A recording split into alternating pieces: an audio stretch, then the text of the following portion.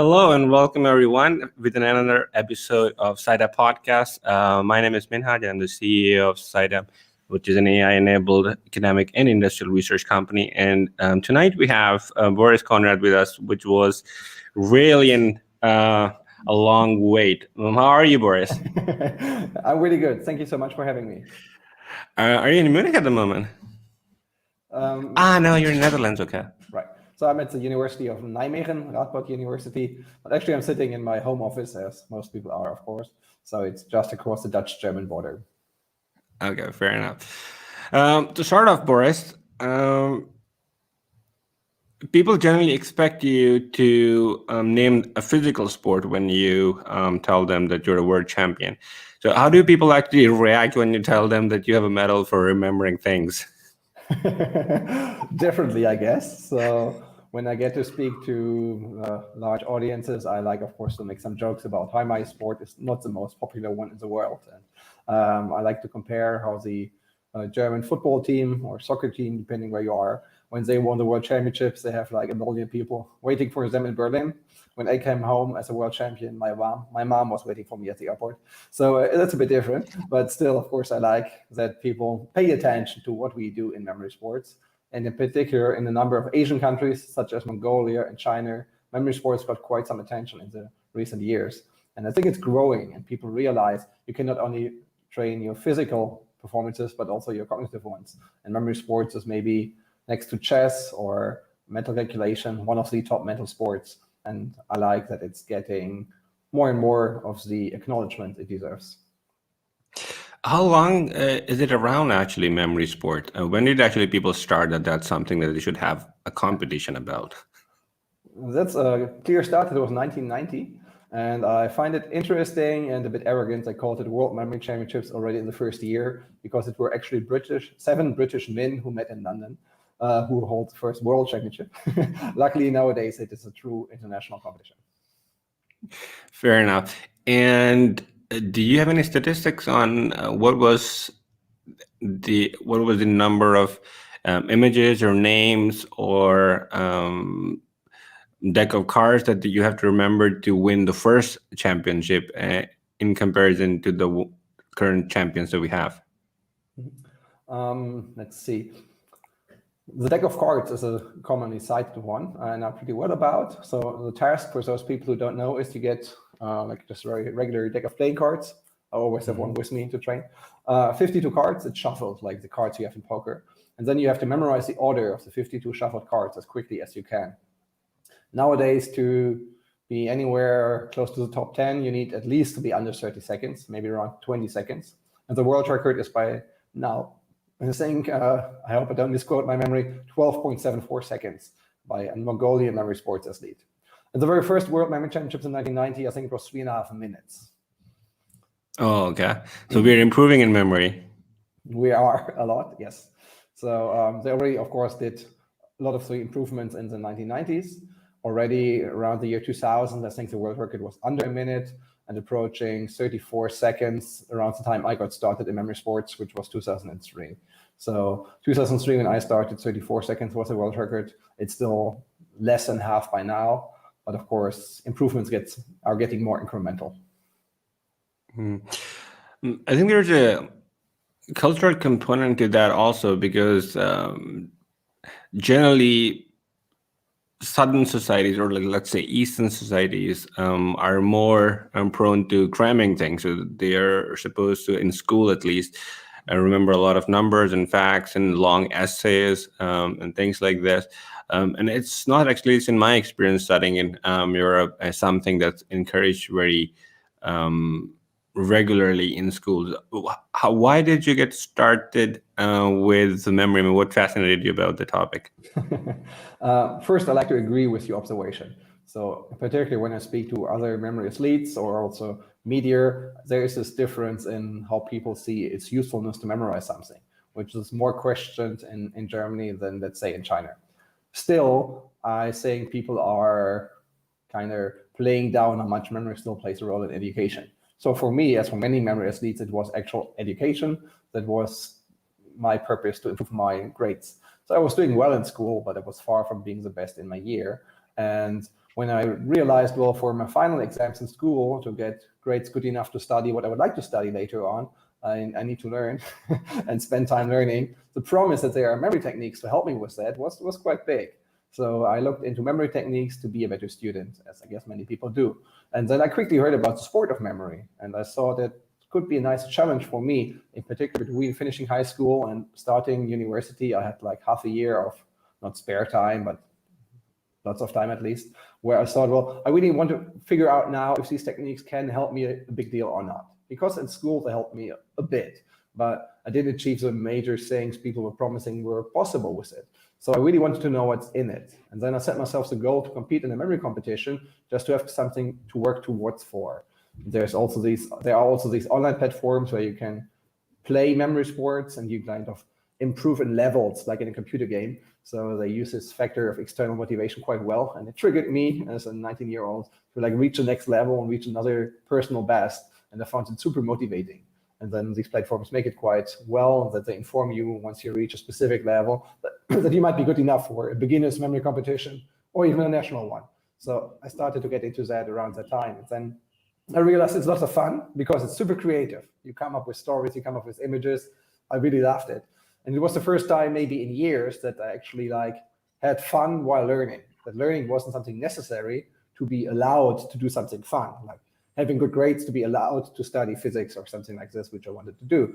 But the learning itself was motivation enough, was only when I heard about memory techniques and memory sports. As in German high school or Abitur, you said it marginally only helped you. And I was just wondering if someone who's in high school at the moment, how would it actually help them memorize things? And also, I think education systems are not all about learning. Also, you also have to, in further stages, dissect that information, analyze that information, present the ideas. And I was just wondering, how would that be helpful in that? Absolutely. So I think it's really important to see that the memory palace technique, as one of the major mnemonic techniques, allows you to be a retrieval structure for more or less anything you like to learn. So mnemonic techniques do not imply that you learn it somewhere else. You're not like placing it from here to there. You're just building a retrieval structure on top to find it back. So while learning normally is really hard because you don't know where it goes or how to manipulate where it goes. If you use a memory palace, you set these spatial cues, you know where to look for information. And that's super useful for studying basically anything, I would claim at least. So if you are a high school student listening now, I would highly recommend looking into these memory techniques, in particular the Method of Loci, or you might hear more about it under the name memory palace nowadays. What I struggled in high school with was I only had one set of locations, like 50 locations, because the book I had read was recommending to have 50 locations. And I didn't realize it's just enough to start with, but not to deal with the curriculum you're facing as a student. So I would highly recommend to build more because it's super easy, it's fun to do, and then it allows you to store bigger amounts of information. Because I was reusing these locations over and over, and that was not working as well as I hoped. But once I get a good grip on how this technique works, it got really useful for me. So while it was a small help being a high school student, it was a huge help studying 2 German diploma degrees, which is master's equivalent, namely computer science and physics, where many people would say exactly what you just said, that it's not that much about memorization, because you can look up code on Stack Overflow or something, but more about understanding concepts. But still, memorizing some basic ideas, even some algorithms, didn't allow me to understand it right away. But it allowed me to build up the networks that then can progress to understand whatever that is. We could talk about that alone for 3 hours, of course. So it helped me a big deal to get information in and then work with it.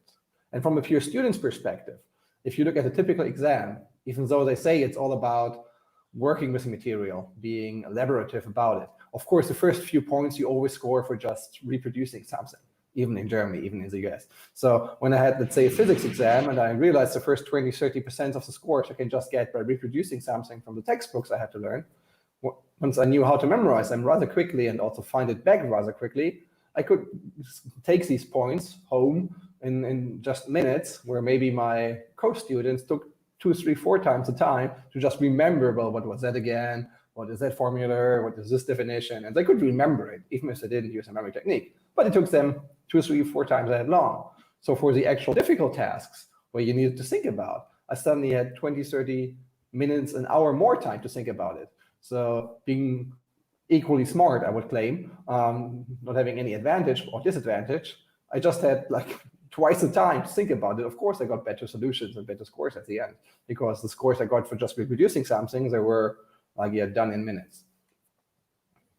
I mean, let's deconstruct this argument a little bit more in terms of developmental psychology. How do we actually learn things?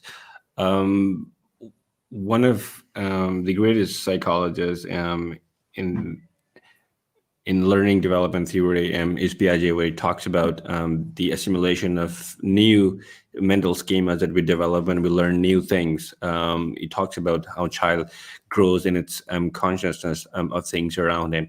And I think in some way, memory helps you build those new schemas. But talking about the high school kid that we're talking about, what he has to do is to build new concept, and on top of that, he has to rack more things as the information comes and continuously rearrange and reconstruct the information that he has in their brain. And I was just wondering, if you only memorize that superficially, so let's talk about mathematics, basic algebra, trigonometry, and calculus. As data scientist or artificial intelligence expert, you continuously have to develop that. You have to go to university and read advanced courses on that. You have a degree in computer science and physics yourself, so you do have to remember a lot of waveforms, the amplitude, complicated equations, Laplace, and Fourier transformations. But it only happens if you understand the basics very well. And so I was just wondering if the concept of memory is to reproduce a deck of cards in less than 30 seconds, how long-lasting that is, so to be able to actually build on top of that. Well, that's again a long argument or long question, or lots of things to cover for. So let's start at the back end, the durability. So actually today we will have a paper out in Science Advances, which is a pretty nice scientific journal, where we show that using the Method of Loci or memory palace technique, you are enabled to directly build durable memories. So we could show that using the MRI technology, functional magnetic resonance imaging, that it's directly producing durable memories, which is important. Of course, you know, a durable memory doesn't mean a permanent one. So yes, of course, there's still a forgetting curve. But still, it means, like, if I memorize a deck of cards, 52 cards, which would be a good time for me, under 30 seconds, without looking at it again or even recalling it, I will certainly know it for a day or even a couple of days, which means for a psychologist, we're not speaking about working memory anymore. I directly encoded it into long-term memory. And the theoretical background I like to quote here, it's going back to Anders Ericsson, who sadly passed away last year, who's known as the expert on expertise, who studied people who excel in different domains, in chess and memory sports, but also in dancing and music and many other fields. And he proposed that people who are an expert on any given topic basically build up all the schemas in their field, which enables them to use their long-term memory as a long-term working memory. So while normally building up long-term memory is slow and takes time and repetition, if you know something well and you hear something additional on top of that, like hearing it once is good enough because it integrates into the schema you already have. And for a memory athlete, the Method of Loci is kind of like a schema you directly integrate into, which is in long-term memory. So new deck of cards for me directly goes into long-term memory. 52 cards memorized in 30 seconds will stay for days, for sure. And if I want them to stay forever, I do have to repeat them, which means I would retrieve the information and not look at it again. I don't have to look at it again, but I have to retrieve it from my own long-term memory. So basically the process getting it from long-term memory back to working or short-term memory is important here. And being able to do that basically right away also means that the brain is able to do something, whatever it is, with it. Well, for a deck of cards, there's not much to do with it. You can come up with some magic tricks if you like, but there's no processing of the information that goes forward. But I would claim that if I memorize, let's say, ideas about Fourier transformation, that having memorized it and not understood it, at least integrated it into my neural networks and enabled me to, quicker than others, understand or learn more about it in the future. So when I had, let's say, a physics textbook, if I just memorized the headlines and subheadlines and maybe the figures, which often would be my first step, I can memorize the outline of a whole physics book in an hour or two without understanding anything, of course. But when I now get into reading it, I will already notice, well, this term, whatever it means, well, it comes back like 2 chapters, 6 chapters, and 7 chapters later. So I already see some form of connections just by not being stupid, by having memorized the structure. So it will be easier for me now to process the information that's coming in because I already have somewhat of a framework to link it to. And that doesn't even have to be very conscious, because if I memorize the structure, my brain will automatically recognize, well, this term I memorized a few times before, and make it easier for me to keep more of what I'm reading. And then to be faster than I would have been without the structure when I now try to process what it actually means for the specific concept I'm reading about. So I would claim you're not storing it somewhere else. It's not put aside and then taken back with no change. That's not how memory works. We don't have a hard drive. You never like load an information. It might look like this when I recall a deck of cards, because the 6 of hearts is always a 6 of hearts and it doesn't change. But when I use the same mnemonic technique to process actually information that's useful, of course my brain will still deal with it and try to make sense of it, like for anyone else who's studying it. But mine, if I used my mnemonic as a structure to do that. So I do claim this is really helpful, but it's not good enough by itself. I fully agree. Just even memorizing of the whole physics book word by word might be possible. It will certainly take way more time than just memorizing the outline, and might not lead to you understanding anything about it if you don't try to think about it. But I could think about it without the textbook at hand, because I already had something about it in my head. Yeah, I think apart from usefulness, if you recalled those 52 cards in the deck over your lifetime, you probably won't forget that either. And I think that's what applies to different other subjects also. Since we use that regularly, for example, if you are a data scientist, you would from time to time have to refer back to differential equations and basic statistical and mathematical concept. And that is probably why you retain them longer than the other ones, because if you did something else, you probably won't be able to retain that, even if you use Method of Loci and everything else. But what I'm really curious about is your new paper, from the perspective that it's really hard, at least for me, to imagine a design an experiment that would establish long-term memory. Like what is your research and design? How do you actually ensure that EEGs actually predict? And we're going to be talking more about the EEG technology, the good and the bad and the worst. But let's talk about how did you design this study? I read your previous paper where you use control groups and memory athletes and train them for the longer memory. It's such a fascinating paper. But tell me about this new paper. Right. So we didn't use EEG this one, so it's really MRI we used here, which doesn't allow us to have time curve as good as EEG. So we cannot really look into the formation of a single memory here very easily.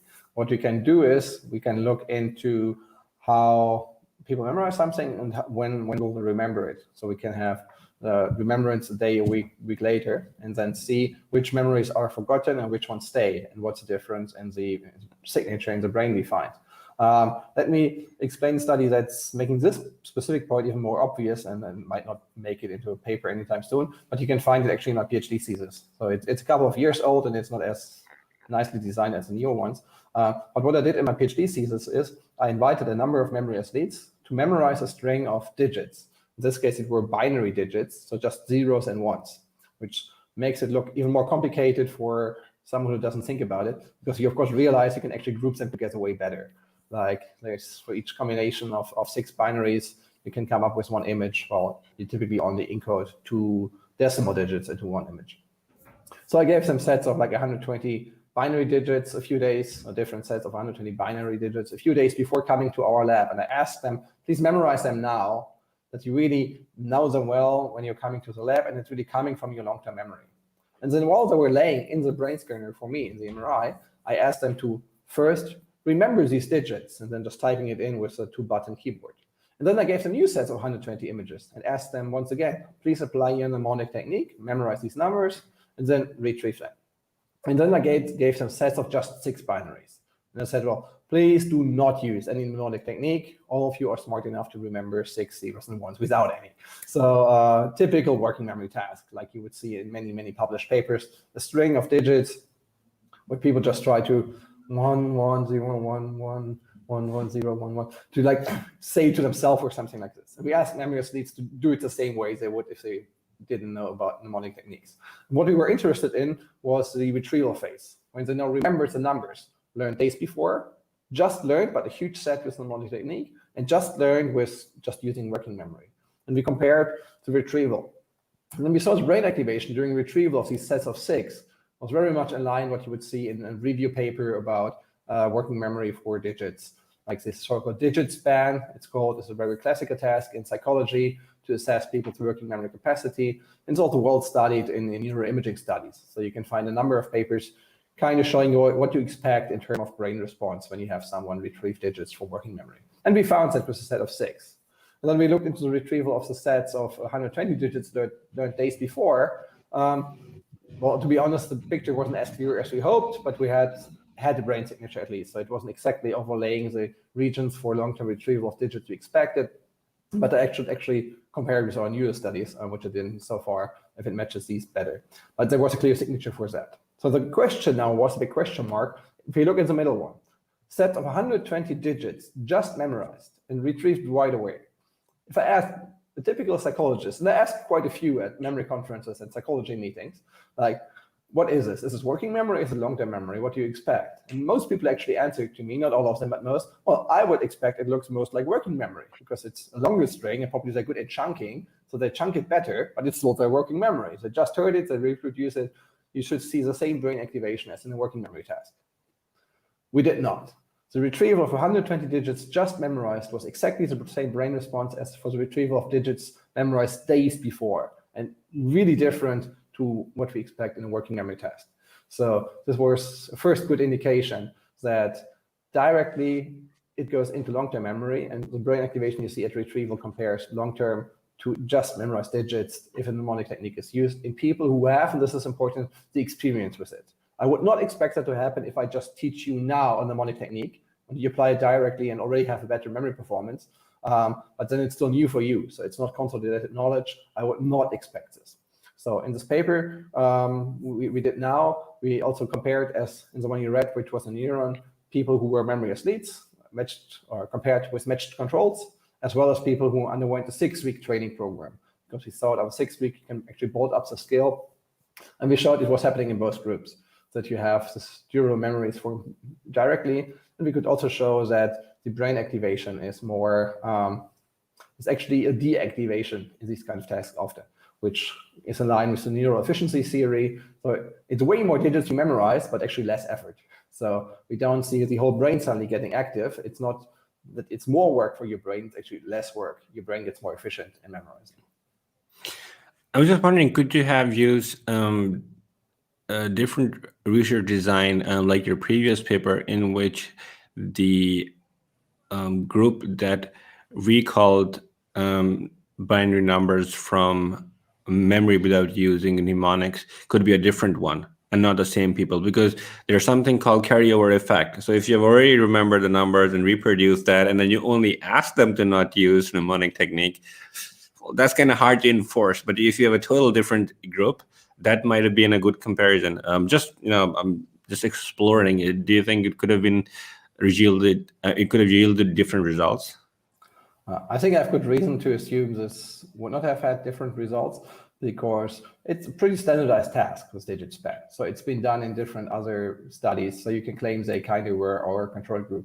So the task to memorize digits just heard is often done. So we knew what to expect here. So we didn't think it was a good use of our resources to have people with no knowledge in mnemonics just to do it again. Because if you had given them a set of 120 digits, of course, they would not have been able to memorize it. So this would have been the most interesting condition if you gave them sets that were just long enough that they just mentioned to memorize it really at the edge of their performance. This would be something I would be more interested. If I got to do the study again, I would have asked controls to try to do as many digits as they can, which might be in case of binaries a bit more than the typical 7 plus minus 2, because people are smart enough to realize, well, I can group it. So you might have 10, 12. but you really push people to the edge of their performance. And this would be most interesting to compare.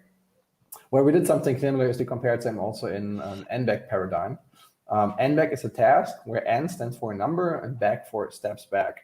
So in a single N-back, you might have a string of digits or letters. It's usually done with letters for whatever reason. And then let's say A, F, G, and if N stands for 2, you have just to press a button if the current letter is the same as 2 before. So in an A, F, G, F, now you press a button because F was mentioned 2 before. And then 2 is rather easy for most people, but when they can do 2 well, you do 3 back and then 4 back, and it gets hard really, really fast. And this is something memory leads struggle to apply any mnemonic technique to, and we find they also have the same brain activation and the same performance as anyone else, indicating their working memory wasn't trained at all. One of the questions then is, could the sensory motors or motor kinetics of the body could have biased the results? Because, it's one thing to remember things very good, but what if you have a medical condition, or let's say you're just temperamentally slow in pressing the button? Wouldn't that have given you biased results? Yes, so maybe. Yeah, it would, but I don't like. We had one participant where this would have played a role. People who might listen now who know about memory sports will know his name. So I won't, be able to share exact performances of him, of course. But he is having a muscle disease, which doesn't allow him to do this fast. So this is something we have to take into consideration, and then maybe exclude results on a task where you have to react fast. For the memory leads we had in our study, we had so-called matched controls. So this is something we found important. So we didn't just have memory leads and then just took 20 random students who came in for some money, but we matched them. So for a 49-year-old female memory lead, we would have a 49-year-old female control person. And we didn't only match them for gender and age. We also matched them for if they smoked or not. We matched them also for as good as possible IQ. So we had the memory leads do IQ tests because we invited memory leads who performed really well in the memory competitions, and we found they often score really highly on IQ tests. And then you might claim any differences we find might not be related to memory at all, but might be related to general intelligence, which again is another discussion what that actually is. So what we worked a lot with Mensa Society because memory leads scored really high. So we worked with the local Mensa Society and asked them to invite members to take part in our study as controls. So we got really good control group. So if it was 49-year-old women with an IQ of 135, the control person would also be a woman with a similar IQ who just had never trained their memory. So we would at least assume both groups have similar reaction times, similar performance, and basic cognitive abilities. Of course, it's never the same. Individuals differ, but we think we took that into consideration as much as we could. Yeah, it's a fair enough point. Let's explore our mind palace of this conversation a little bit more. Right now, we're only talking about deck of cards, binary numbers, names of random people, their date of births. Let's translate this data from textual, visual, and tabular data to another form. I was reading this book earlier by Dr. Anita Collins, and she has a wonderful TED talk about that called The Music Advantage. And what she thinks is that that if you can learn to play different instruments, different instruments when you're a child, it really fires up the neural pathways in your brain. She has referred to a lot of fMRI studies where you can actually see your brain lights up like a bulb when you do these things. And according to her, that builds new memory pathways, gives impetus to high IQs, and that could be in the future of generating a culture where students are encouraged to participate in music. And I'm just wondering what evidence is out there to support that? I think the important point here is the developmental aspect. So in general, you can even go very basic, something like an enriched environment seems to be good for a developing brain.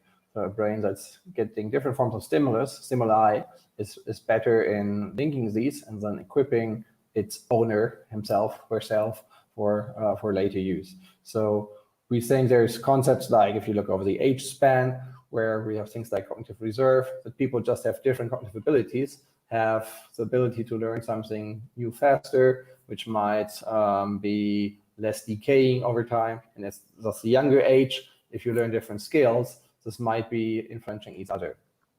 So developmental neuroscience, developmental psychology is not my main focus. Of course, I read lots about it. So I think there is good reasons to assume there's something to it. There's also reasons to believe that it's really hard to have a very good study in this case, because if you just compare groups and have like 1,000 kids and look who learned an instrument or not, you will have so many confounding factors, because it's often parents who encourage their kids to learn an instrument are not the same as those who don't. So they come maybe from a higher societal background, from a higher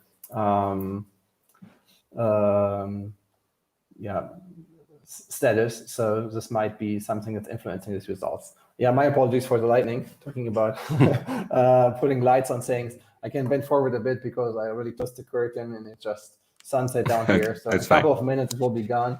Sadly, I only have a curtain which has some space in between, so I can bend forward a bit to be not that brightly lit. Yeah. Oh no, you don't have to. It's fine. Just wondering if there's something you could do. Because it's kind of half of your face is lit, so I didn't want you to. It's kind of a dramatic look. But fair enough. Let's talk about your reception.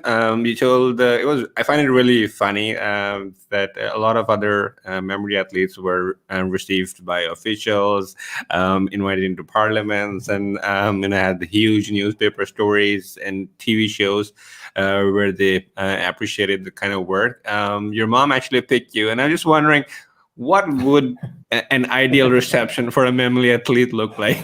Of course, do you really expect Merkel to come down and receive you? No. That's not necessary.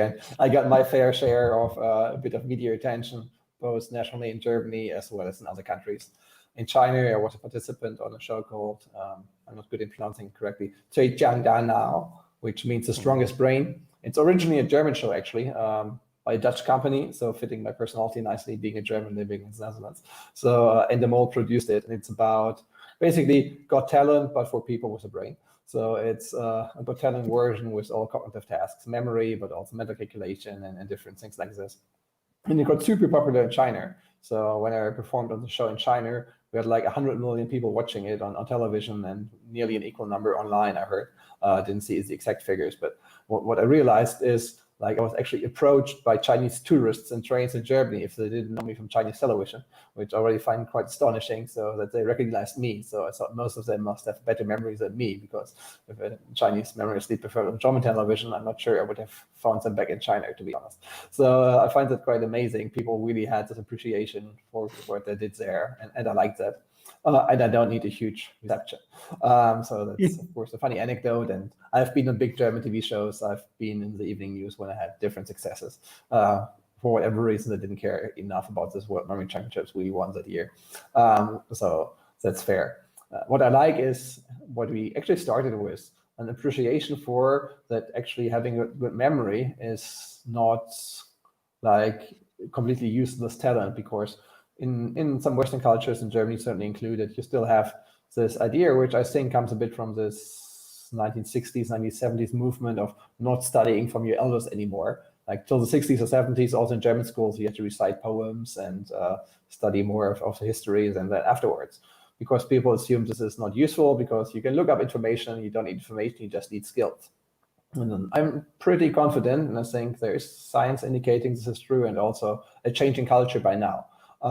That if you want to understand something, if you don't want to repeat your mistakes from history, if you don't want to just look stuff up and forget it again, that you need to have a basis, and that a good memory is a basis for that. So a good memory isn't by itself desirable, but it leads to things that most people do desire. So I think if people understand that memorizing is interesting, that's nice. And then in terms of sports, I Well, I use strong words. I hate it when people just say, well, what's the point of memorizing a part you're going to forget? Like, what's the point of running 400 meters when you're back at your starting point? No one is questioning that. What's the point of throwing a ball in the basket when the other team is just throwing it back to you? So you can ridicule any sport like this. But for whatever reason, in cognitive sports, this seems to be common to do, like to ask this what's the point question. And for sports, in my opinion, that's not the point. The point of cognitive sports is to see what might be barriers, what might be limits, and to see that by now thousands of people who compete in memory sports can even memorize a deck of cards in a minute or two, which most people seem to be completely unbelievable or impossible. Hopefully most people to realize, well, if it's not just one or two anymore who did it, who I can play off as being maybe somewhat autistic, to be completely insultive to people with cognitive differences. This is so annoying if you hear these comments. It's completely respectless to you, but also respectless to people who have different cognitive abilities, because there's nothing to do with that at all. Being a memory athlete has nothing to do with having a savant syndrome, and here again, savant syndrome already is a bad word in my opinion, because it's just something anyone can do. And if you don't want to do it because you don't see any use for yourself, that's fair. And that's similar then for physical sports. If you never do any sports, well, that's up to you, but then don't complain if your heart is too fatty and you die when you're 50. So I'm a bit angry, as you can see, if people like play it down that stupid arguments. So I think there should be a big role for both. We need physical activity, which is really good for us, and I highly recommend anyone to do. But I think we also need cognitive ability. And if you have a really challenging job where you use your brain all the time and have to come up with creative solutions, it might be that you need more of a physical workout, just lifting weights or running 20 kilometers in the evening. But for many people, cognitive load isn't up to the point it's good to challenge them or keep their brains fit. So for them, I would highly recommend to also pick up maybe a cognitive challenge. And memory sports might be one they enjoy, because at the end, I think personally it's super fun to do. And something nice you can measure, like you can measure how fast you can do that. And then at the end, some people are, some are not competitive. I certainly am competitive. So I also like to see like if I can do it better than someone else. And if I now see there are so many people who can do it better than me, like I want to get even better. Like I do it now for 18 years, the sport, and I still achieve personal bests, which is also nice. And completely different discussion again if the brain ages already when you're like mid-20s or early 30s. Well, I do the sport for nearly 2 decades and I just keep getting better, which is also nice. And I'm not sure how long this will last. No guarantees on that, and how long my motivation will last. But even when no one's watching and no one's picking me up at the airport, I just like to see, well, I could take another 1 second of my personal best in memorizing a deck of cards or 100 digits, and I get joy from that. And actually, I think if people would try it, and of course more and more people do, many would have a similar pleasure, because it's just awesome to see you can do that, which you just deemed impossible maybe days ago. I think one of the overlooked aspect of memory retention is in arts and literature and culture, because Middle societies like Arabic cultures and Persian cultures, they put a lot of emphasis on remembering poetry. So they had an annual competition, at least in the Middle Ages, where they would remember really, really long poems about tribes and warfares and honor and things like this, and they would stick it to the wall in Mecca, and they would remember that. And even ordinary people living out there in the desert would remember that. And one of the arguments that I've read, which really fascinates me, is the fact that a lot of cultures, oral cultures, where you had to remember things, and you enjoy the remembering that poetry and reciting, and you would do it over and over in gatherings. And I find for some reason that's missing in more modern societies, be it Europe or US. I don't think that there would be anyone in Germany who could remember from memory whole text of Faust. Do you know anyone? I don't know anyone, no. Yeah, I guess so. So I'm just wondering, what's your take on that? You maybe have it still in some religious subcontexts. So there might be a few people who know the Bible by heart or the Quran, but I think even they do. Groups, not many, but there are some at least. So it's in these groups they sometimes see a connection with the in their opinion, godly texts if they memorized it by heart. So when I'm invited by TV sometimes, some programs about good memory, these are sometimes examples that they bring people in who either memorize the Bible or the Quran, depending on their own beliefs. And there's a few people who even memorize both and even more theological texts because they see a purpose in that. But this seems to be the exception, of course, a big exception. It's not extremely common. I think Bible and Torah and other books like Vedas, they're way too long. It's like 4 or 5 times long, if I'm not mistaken, in comparison to Quran. Because I don't know about this tradition, maybe you can enlighten me, but when it comes to Quran, there are millions of people and they have a specific name for that. It's called Huffaz. So they remember everything from A to Z out of memory. You can easily find that in Germany also. But I was just wondering, is that something that should be encouraged in schools and colleges also, like remembering your physics books or mathematics books? Well, I think the reason it's encouraged is not the one I, as a memory scientist, would have, but coming from a belief. So I don't want to judge or even comment on that because I don't think that's my right to do if I don't share these beliefs. From a memory perspective, I think it's rather good to have, in general, the idea that memorization is good, and then you can choose your own goals. And there might be people who like to memorize theological texts, and there's a few people, not many, but a few people who like to compete in who can remember the most digits of pi. And for some people, it might be like a religion for them. So the word record is beyond 100,000 digits by now. So I have no idea what's more difficult actually to memorize 100,000 digits of pi or the Quran, because I tried neither. But this, and it might be hopefully, I apologize if someone thinks comparing these two tasks is insulting. That's actually not my purpose.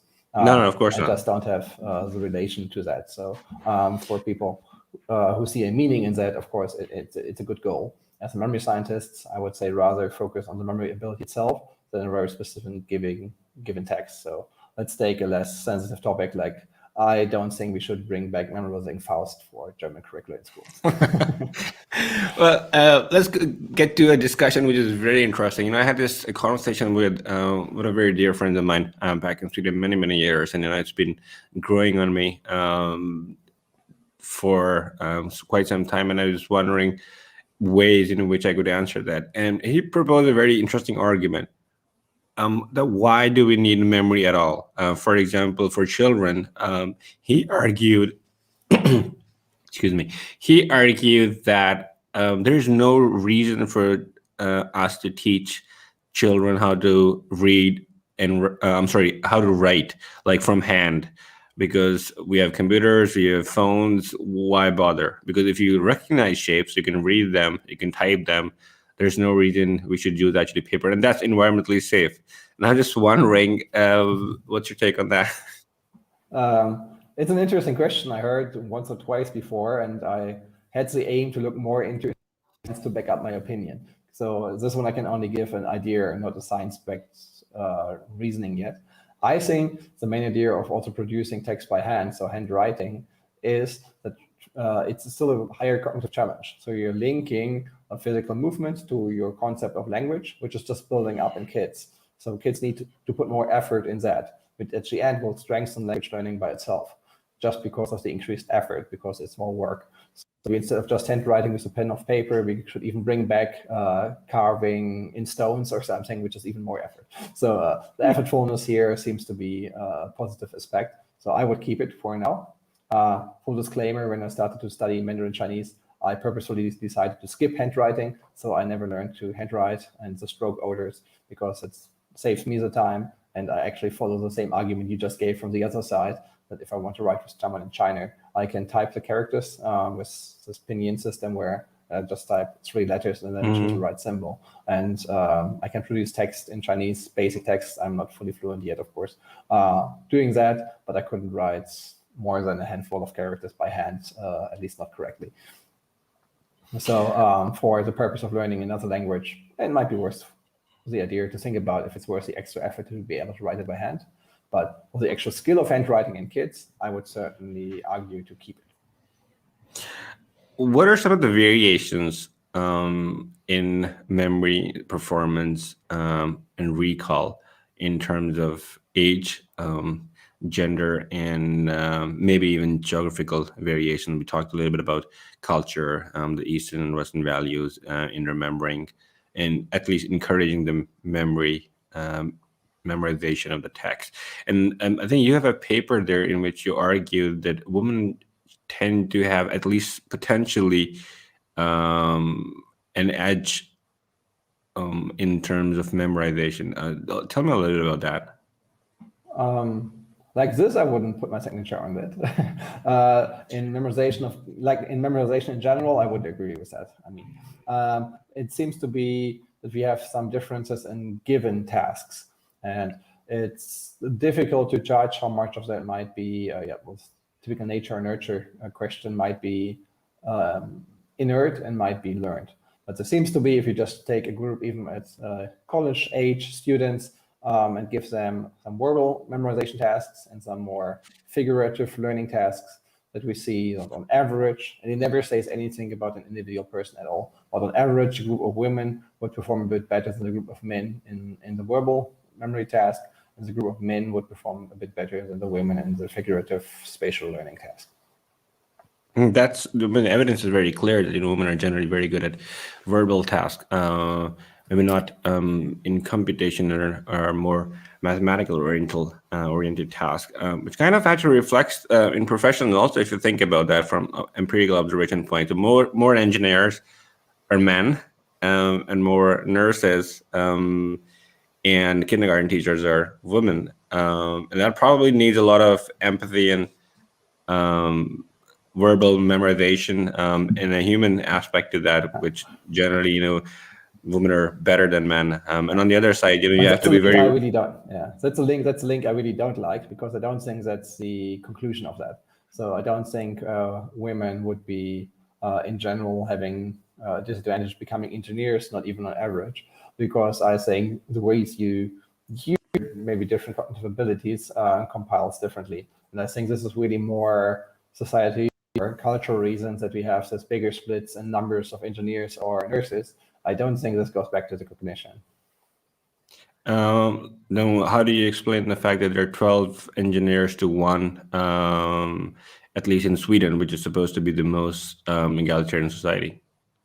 That's an interesting, somewhat paradoxical fact that the more liberal a country seems to be, the bigger the spread. Exactly. I think I've been to Iran for a conference on memory and creativity a number of years back. And there were more women than men studying engineering degrees. Same for India. So there's this weird paradox that a society that seems to be very open and a woman seems to be able to do anything, rather seems to push these extremes. And I haven't really found a good conclusion I fully buy in. There's different reasonings I read about, but I don't believe it has anything to do with cognitive abilities. I think it's more the cultural setup or expectations people have. Even if they feel it might not be imposed to them, they still feel these role figures. So I think we should rather focus on role models to show it's different, and see that people realize from any age on that there is no reason to believe their cognition is limiting their possibilities in career choice or also cognitive tasks they can do later on. So what I read so far and what I looked into, I don't think that there is this differentiation that a female brain or a male brain should lead to one becoming an engineer and the other a nurse at all. Okay. Let's talk a little bit about neuroscience as a field. There has been tremendous advances in what we know about human brain and how that actually affects different fields in terms of memory and sleep and IQ and psychopathologies. For example, in the US, the annual economic cost of Alzheimer's disease, depression, and stroke alone has been estimated 174 billion. And the focus has been on more research in neuroscience. But one of the issues that actually stems from this research is the lack of interpretation of what we have been able to record. Let's talk about EEGs, electroencephalography, that we have for most of these experiments. Neuroscience employs a lot of different techniques, which is PET and MRI, the fMRIs, other scans. But one of the most used is the EEG. And the problems with EEG is that most of the research that we know comes from a population which is very limiting. In psychology, we call it the weird population, the Western educated, industrialized, in democratic countries. And that might not actually, be representative of all their populations. And we also know that in a grand scheme of 5 different ways, alpha, beta, gamma, theta, and delta, we are still not too sure about the gamma, which is kind of the black box for neuroscience. What do you think of how seriously we should take neuroscience? Okay, wow, that's a big question at the end. I want to have your opinion afterwards, coming more from the psychological side. Let's begin with EEG. So EEG is technology which basically measures frequencies, and the bands you just meant are different frequency bands. So if you just look at brain activity and frequencies, you can cluster these and these different frequency bands from alpha to gamma.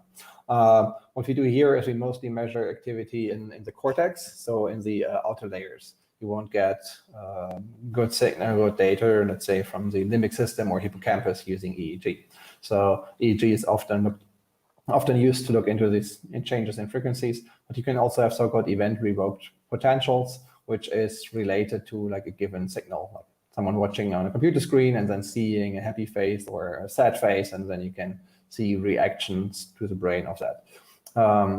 You have a really high temporal resolution with EEG, which, for example, enables you to have this exact matching of a stimulus to a brain reaction, again, in the cortex. The thing is, as you said, what you measure in the cortex is usually not generated in the cortex. It's generated from deeper within, from maybe even the brainstem, from the limbic system, from medial temporal lobe, and we don't measure this with EEG. So we measure activity, but we don't measure the origin of the activity. And then again, of course, the brain is busy with itself all the freaking time. So activity in the cortex goes back and changes something there. So for example, in terms of sleep, EEG is super useful because it's very easy to apply and people can sleep with an EEG cap on.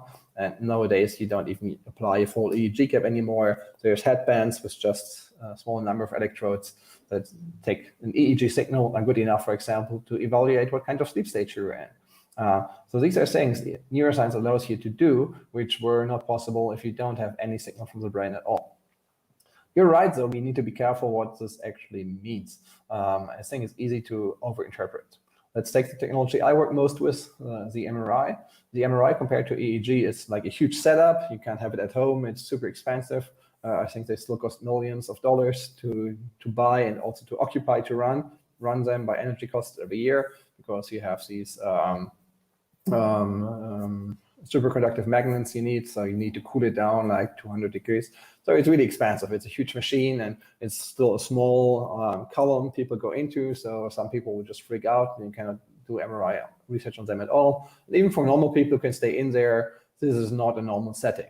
So if someone who goes in the MRI machine and you measure its brain activity, you will always have an overlay of also being stressed, of being a bit scared, of being a bit questioning why the hell you do that for 10 euros an hour. So you have all these things happening that have a bad influence on the signal you actually want to have.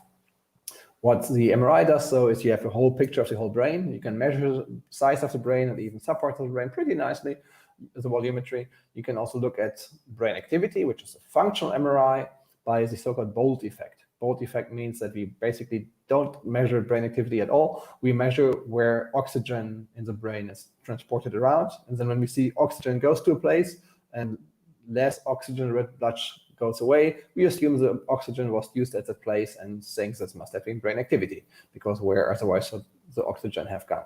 So we can do this on a time scale of, well, depending on the formula, let's say around a second. So far slower than the EEG, but then we get a deeper view inside the brain. So what this allows us to do, for example, is the kind of research we do, that we look at brain activity during tasks and not just look at the very outer layers of the cortex, but really of all brain regions. And then we might see an interplay of, let's say, the hippocampus with the medial prefrontal cortex, which are two regions very much involved in these memory replay, memory connections. So these are really different technologies. And the MRI technology is known for being really difficult on the statistics side, because a single moment doesn't tell you anything. Like you have brain activity all over the place, so you could never measure anything. So what we do is we always differentiate. So if you would be lying in my scanner, I might have you look at numbers and ask you to memorize them. And then I have you look at numbers and just tell me if the number is getting bigger or smaller. So no memory component, just judging if it's decreasing or increasing. I do this comparison to have a very similar stimulation of your senses and your brain, so that I can see what your eyes see is the same. Your eyes just see numbers. What it's on the screen is the same thing. So what I might find in the brain should be related to the memory process, because what you see, what you experience is the same in both moments. But of course, having these contrasts puts away quite a bit. And then you always need to have these filters, these thresholds, to say when is actually something significant or not.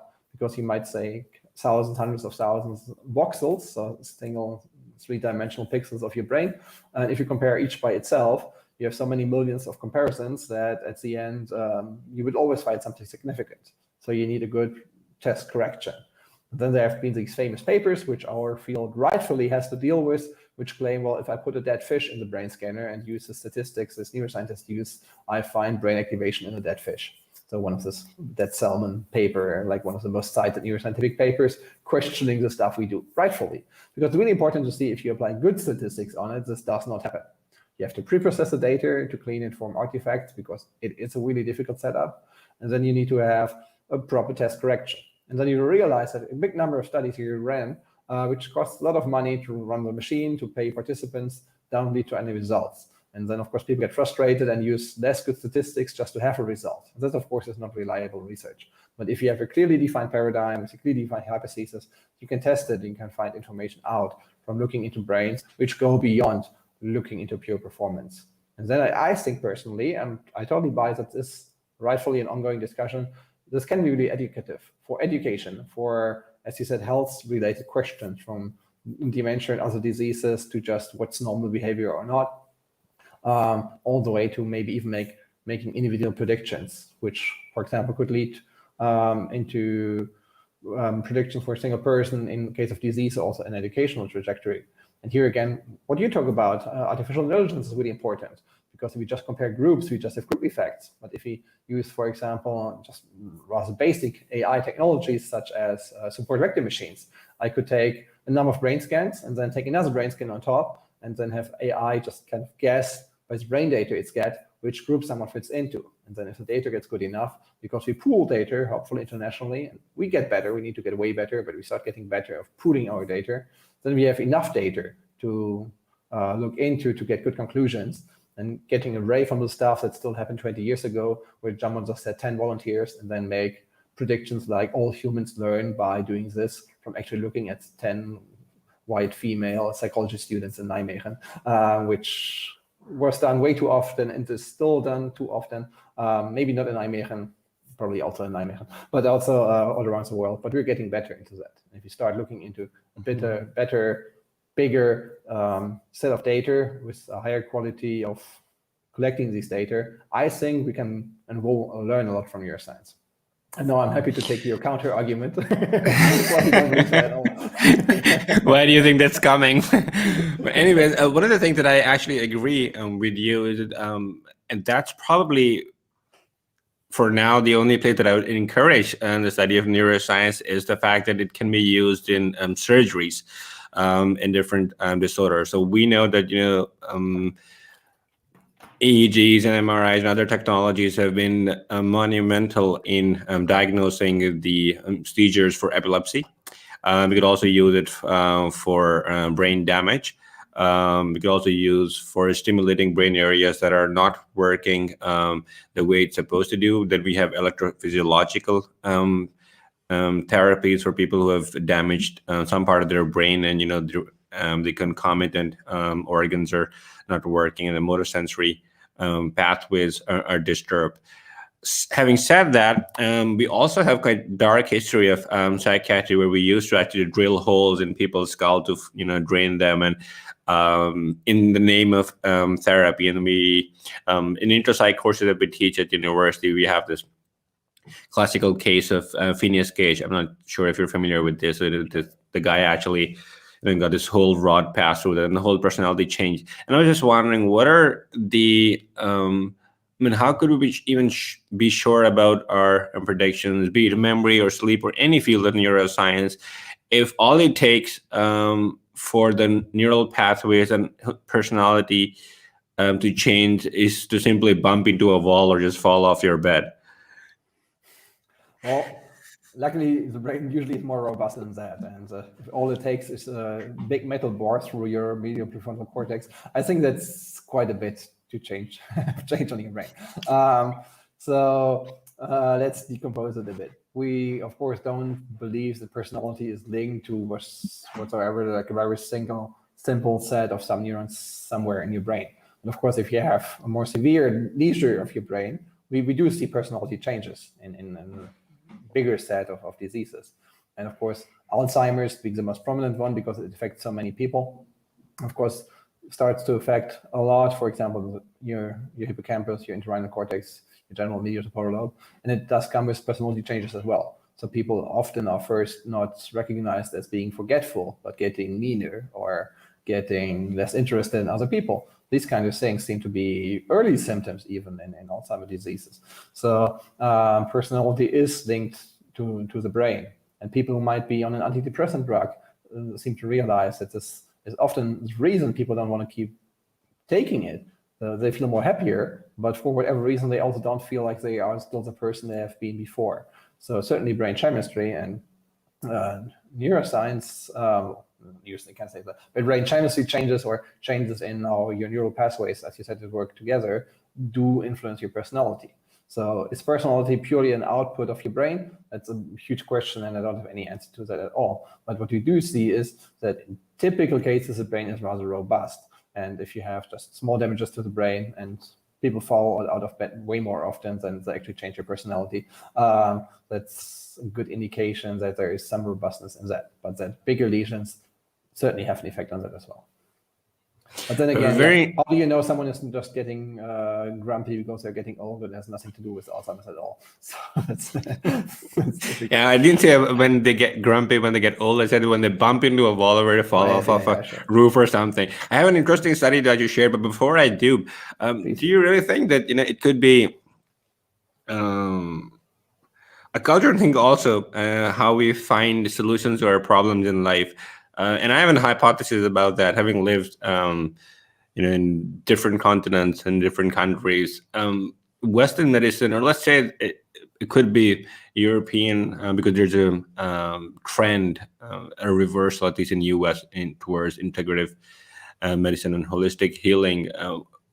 But to make it oversimplified, Western countries,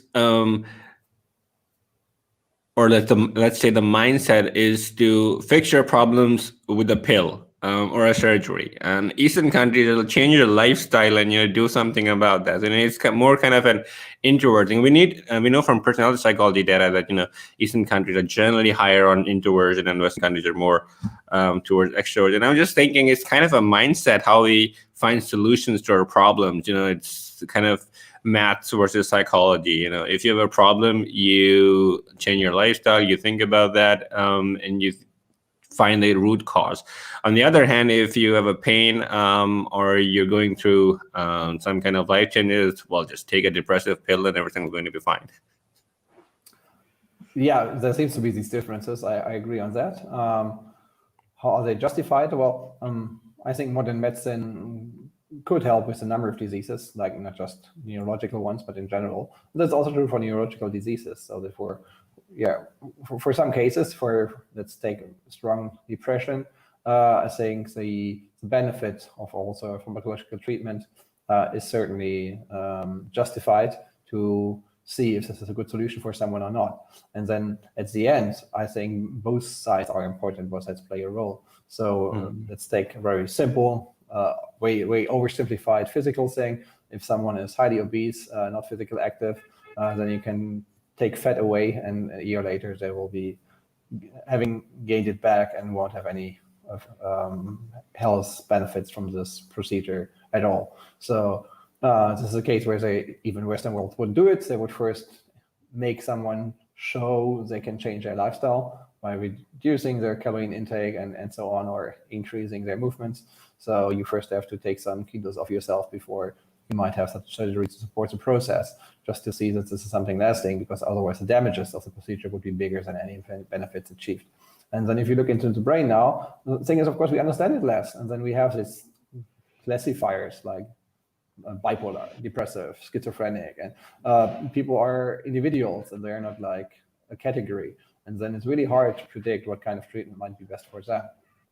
So in general, something that gives you resilience or protective measures to deal also with minor life crisis, to not become a patient as quickly as others, is certainly something that's helpful. But if someone is showing strong symptoms of a disease that can be really harmful for them because they might not find a way out of it themselves, a depression can be a case, which of course by suicide leads to death, then I think it's also justified to see the pharmacological route and then hopefully to work on both ends at the end.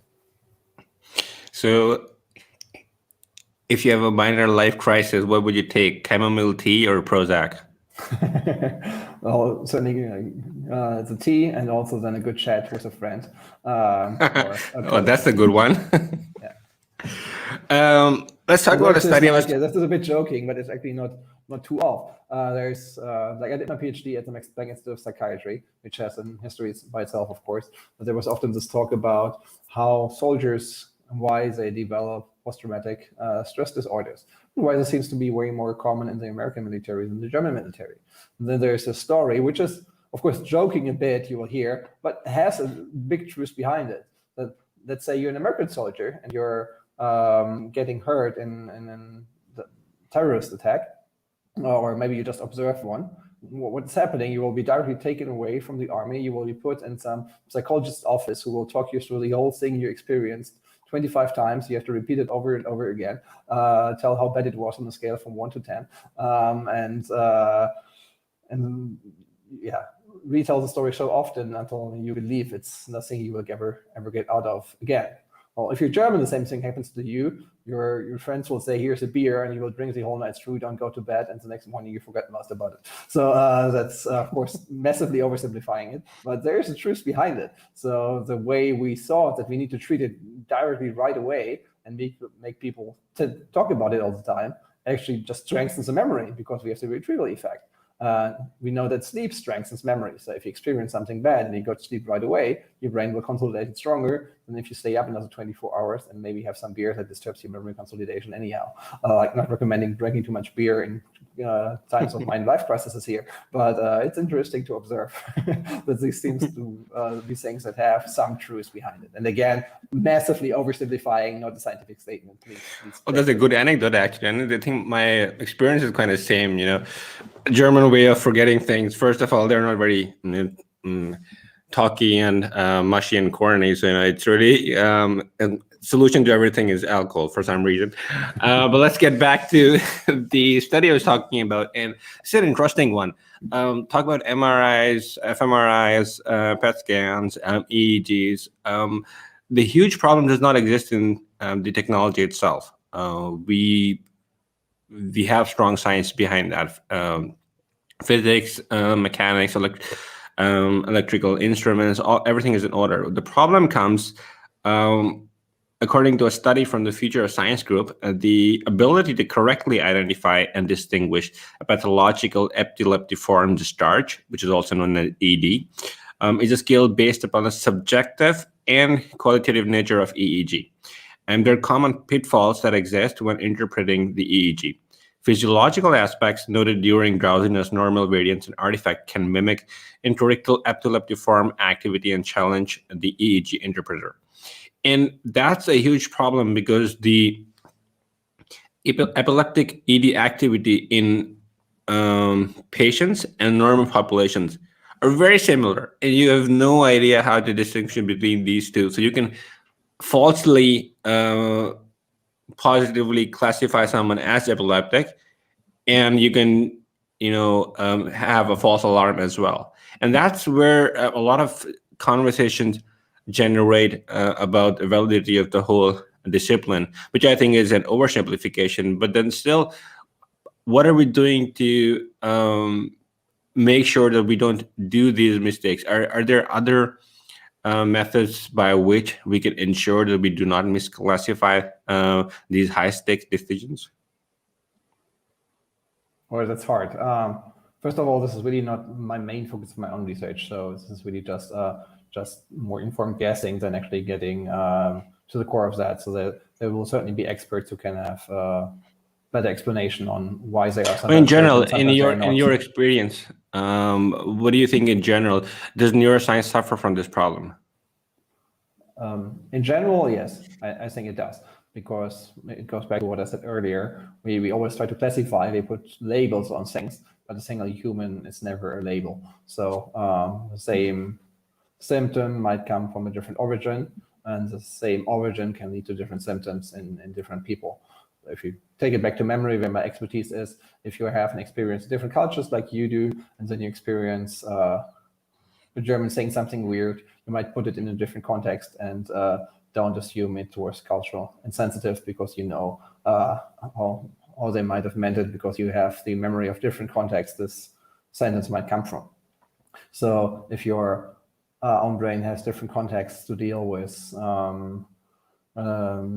malfunction maybe coming from out of your own brain, what you see in a person, in their reactions, in their actions afterwards, can be really, really different, because the experiences dealing with that are different. So the central stimulation might be comparable because both seem to be in the same place at the same moment, but what's already in their brain, the schemas, as you said, to like compare what's currently coming in with what happened before are different. So the same brain mechanisms lead to completely different output in terms of acting, and then also in terms of how this information itself is processed and then retained afterwards. So what's in your brain, what you experienced in your past, has a really big influence on how you will act on given stimuli, which can be internal and even a malfunctional internal one in terms of cognitive diseases, or an external one like, let's say, a traumatic experience. Let's talk about. And that's absolutely not to forespell. Like, there is no way that the brain scan with either of the technologies we have nowadays will be able at the moment or in any of the upcoming years be able to say, well, this person will react this way because we see this and this in their brains. We don't get to that level of detail that it could differentiate schemas or prior experiences at all. We have this brain decoding technologies where you put someone for 5 hours in the brain scan and make them watch videos, and then you make them think of another video and you can reproduce it. And this looks super fancy because it looks pretty similar to what people think of, but it's completely different to actually decoding someone's schema or prior experiences, which you cannot do at all. You're going to make a lot of enemies on the behavioral sciences front. But let's talk about another application of good memory.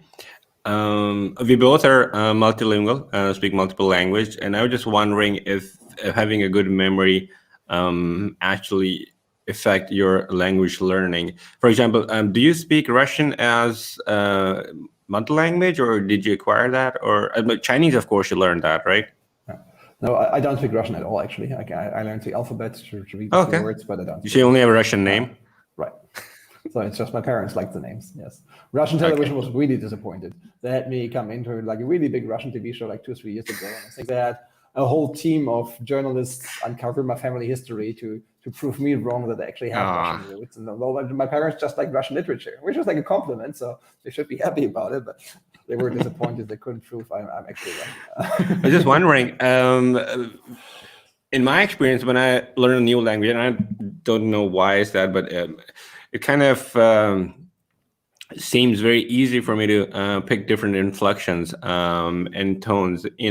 I've kind of cracked, or at least I think so, I've cracked the formula of learning new languages. So you first learn the most important words, like question words, who, when, where, when. And to make it more fun, you learn the bad words first. That's what you did in German, at least. And afterwards, you learn basic verbs. So every language has about 500 to 800 words. If you know that, you can speak 80 to 85% of the language. You can forget about other things, but that's what you do. Is that your experience, or do you think memory actually helps with that? Yes and yes. So English was my first foreign language, which I started to learn in school. It's 10 years old, and I was always. But that doesn't count. Exactly, that's what I want to say. That's what I always I really wasn't good at it. I always nearly failed the year, and it was because I had the experience that my parents didn't speak good English, so I believed, well, I'm not good at it. Maybe I inherited of not being good at English. And my teachers were like sadly not having a growth mindset. They kind of believed it themselves. So this boy is just good in math, but not in English or any foreign language after all. So only when I started to learn about memory techniques, this really changed, because when I then realized I can apply the memory techniques to increase my vocabulary, to learn words, super easily with the keyword mnemonic, and it suddenly gets fun because it's creative and visual and imagery based. So it was nice to do something with it. It was also the time when the internet came up more, and when I wanted to read about memory in the internet, it was in English, so I had a reason to suddenly understand the language, and the reason wasn't anymore to please my teacher or my parents, but I actually had my intrinsic motivation. So this, of course, helped on top of the memory. For all the languages I learned afterwards, let's take the example of Dutch. When I then moved to the Netherlands, because I was accepted as a postdoctoral researcher at the London Institute, I did exactly what you just said. I just looked up the most important 800 or 1,000 words, including question words and basic verbs, and I memorized it in a weekend using my mnemonic technique. So like literally a weekend. Of course, having had experience in success in memory sports before, so this is not basic performance for someone else, but I could do that. And of course, it worked in Dutch, because like half of the words or more were like super similar to either English or German, which I already spoke.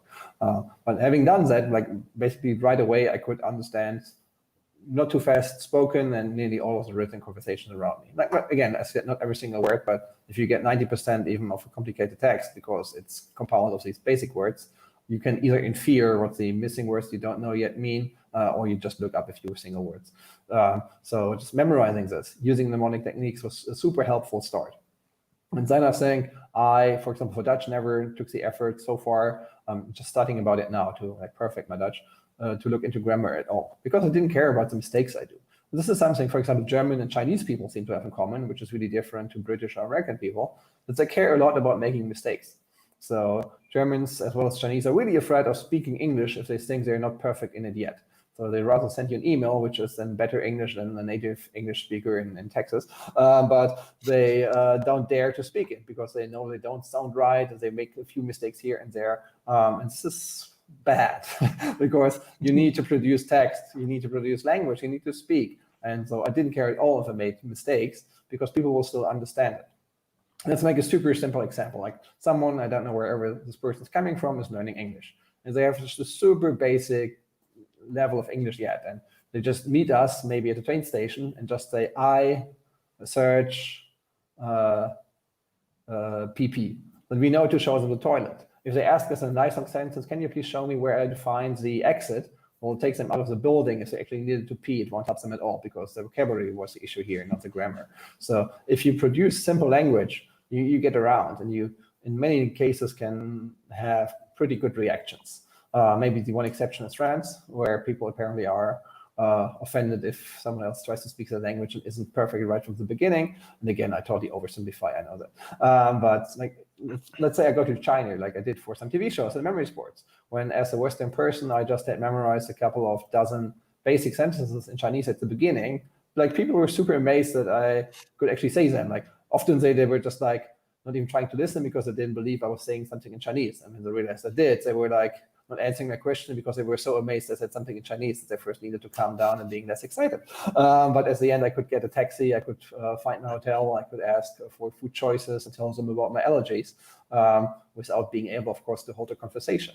But this, of course, gave me success. It gave me some feedback because people realized, okay, this person said something in Chinese, which is nice. It was a very, very basic level of Chinese. So they will hopefully, in most cases, use very, very basic Chinese back.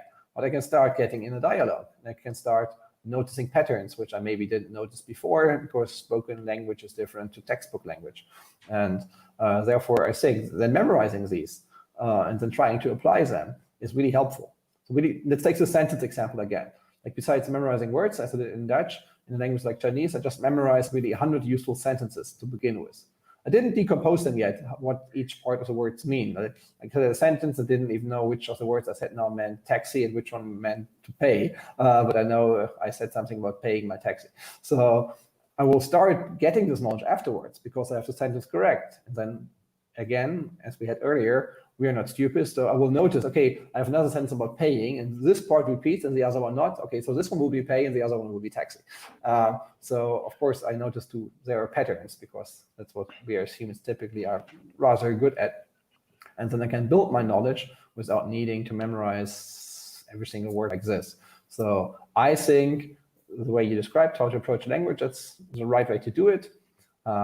Maybe add one step ahead, pronunciation, that if you memorize a word, you at least pronounce it somewhat close enough that people will understand it, which as a Westerner in Chinese is a challenge, which might be, I'm not sure, for, let's say, someone Chinese studying German could be a challenge as well. But if you don't know, like, a set of letters, how it's pronounced, it doesn't help you if you memorize how to write a word if you don't know how to say it.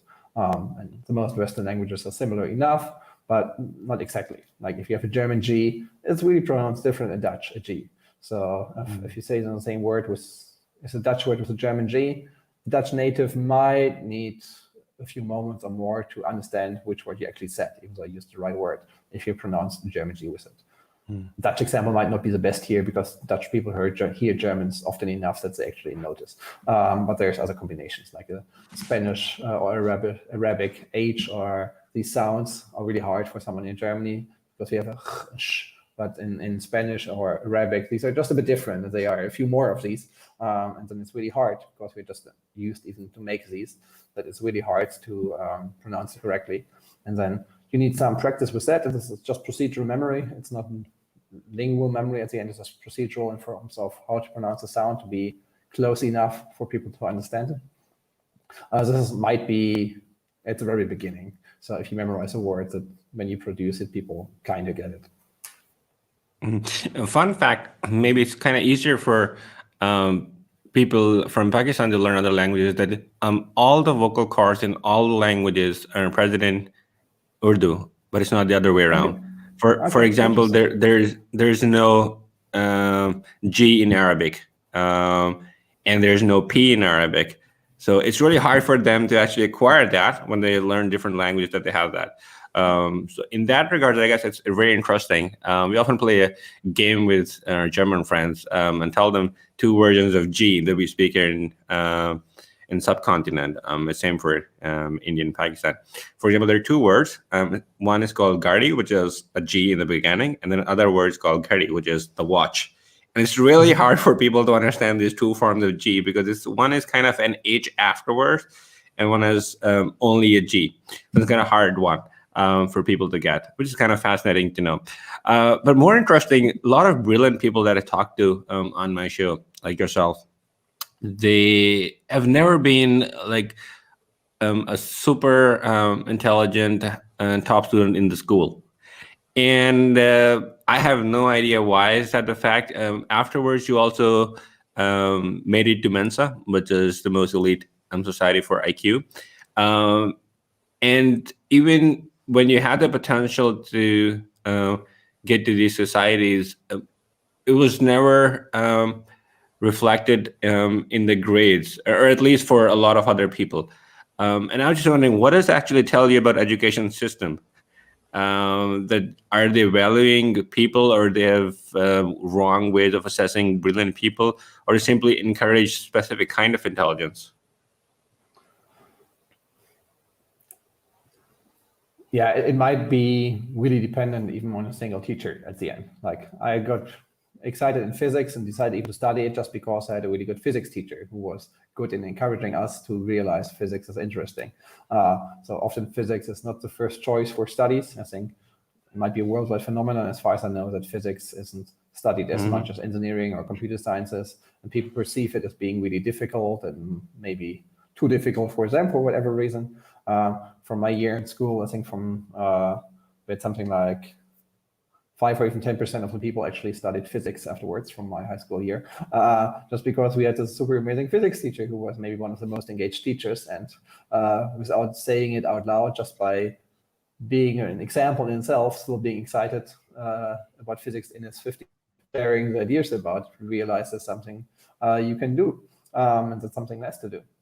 If we look at computer science, I had a teacher who was maybe on many standards not a good computer science teacher, He was what you very often had in Germany in the 90s, someone who actually was a math teacher. And then they realized we now want to teach computer science more in programming. So they met math teachers, follow some extra courses to also become computer science teachers.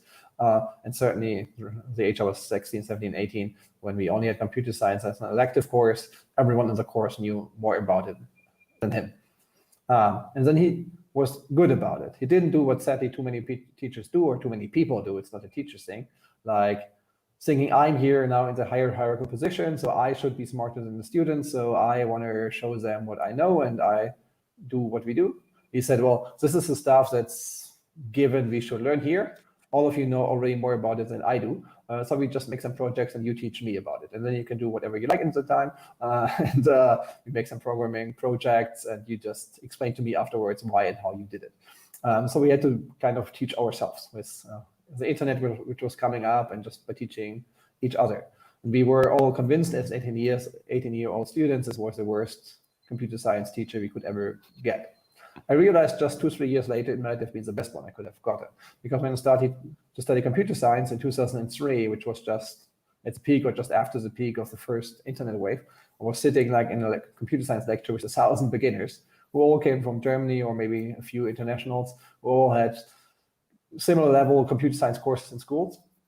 And we had the beginning class in computer science about just programming concepts and algorithms and such.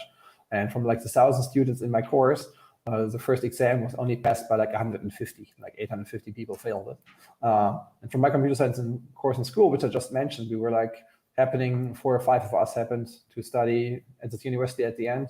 We were all in the top 20 out of like 1,000 beginners. And we also, this is super easy. We already taught our teacher how to do that. So teaching something gives you a completely different understanding of just listening. So the teacher, by not pretending to know more about it, but making us teach it to him, like equipped us way better for actually becoming a computer science student. And I think most of my colleagues from back then already started to work in the field quickly afterwards, than most of the other teachers who were equipping equally intelligent other students by presenting them with material they acquired in some courses themselves.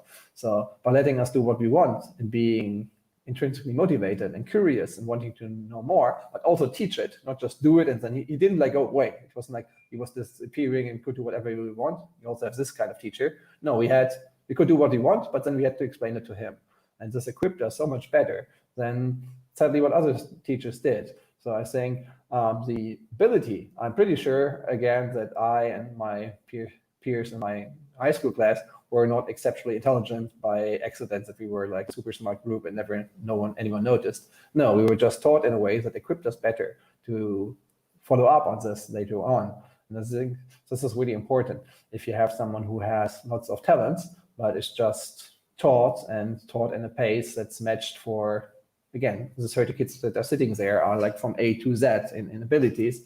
So the teacher, even if they are really enthusiastic and engaged and want to address every single student, and if they just present to the class, which is often necessary, they will just teach to a middle point. And if your cognitive abilities don't align with that, well, either it's too difficult, it's too slow, it's too hard, it's too fast, neither you relate with it, and neither you will reach your own potential. So all these forms of teaching we see evolving. I think the Netherlands are better than here. I hope no one in Germany will hate me for that than the Germans, that allow students to discover themselves, to playfully learn, to teach each other, are better in that. Because at the end, you might not have an equal set of performances you figure out, but those who are talented, and this can be a single talent in the field. Maybe for me it was computer science and physics, but then not English. So maybe in English I would have been benefiting from a slower pace because I didn't get the help from home because my parents didn't speak English. Or someone else who might be equally smart, but already had the experience of traveling with his parents to English-speaking countries for years. Or in German, the thing is, my accent is not getting really long, like cut me off anyone. But in Germany, it's a thing that we translate everything on television. So that's just ridiculous. We have all these poorly translated TV programs. You were in Germany, you know about it. So you're watching just a sitcom, which might be enjoyable in English, and you sing like, what the heck is this? How did they ruin every single joke? That's amazing. And then you don't hear English at all. If you're Dutch, they have the same TV show in English with Dutch subtitles for those who don't understand English, but you hear English all the time. So the equally smart, equally able Dutch student coming with a Dutch language spoken at home, which is not too far from German language at home, will be way better in English just because they are better equipped from their past. And then having all this group teaching, which is not individualized, will never like speak to all the people. Nowadays, we have the internet, we have all the abilities, and I like teachers who don't pretend to be the best math guy in the world. Like, honestly, and it's not your job. If you're like an amazing math teacher, it probably will not mean that you're close to winning the Fields Medal. It means that you're really good in engaging with students. And it might include realizing that there is someone on YouTube sitting 50,000, no, we don't have that many miles on the planet, 5,000 miles away in a different country, knows more about the topic and maybe even knows more about how to present this topic. So you as your teacher can take your kids and watch this on YouTube and then discuss with them and make them tell you what they actually learned there. So you take the best that is available and then everyone can learn at their own pace. And the kid who understood it after watching the YouTube video for the first time, they can maybe click on related links, if maybe not on YouTube, that can be dangerous, but in a better equipped environment to figure out more details because he's really good in math or she's really good in math. And then if it's another topic, they might need a slower pace. So they might need to review the video 2 or 3 times to get it, or find someone who's teaching it in a slower pace. So everyone learns in their own pace. This group settings we have in schools all around the world and also universities, where it's even bigger groups. Like if I get to teach biomedical sciences to beginning students, like I have 120 students sitting there. Like there's no way in the world I will find a point that I'm addressing all of them.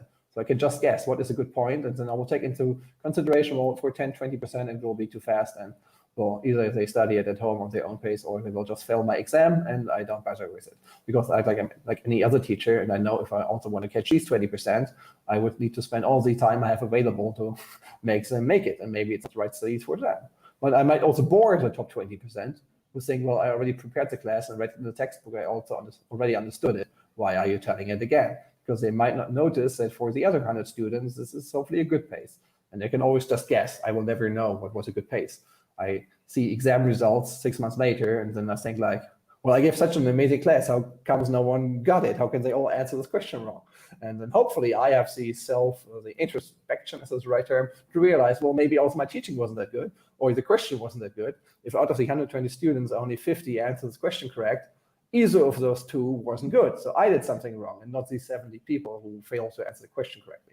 Maybe, again, 20 of them were not just good enough to follow this course. That's not my issue. But if 70 out of 120 fail to answer this question, you're not a good teacher. And I'm really disappointed by colleagues, and there are these colleagues who are kind of proud that half of the people in their course failed their exam. Like how on earth can you be proud of that? Either your exam setting is terrible or your teaching is terrible, but there's absolutely no reason to be proud if people fail your course.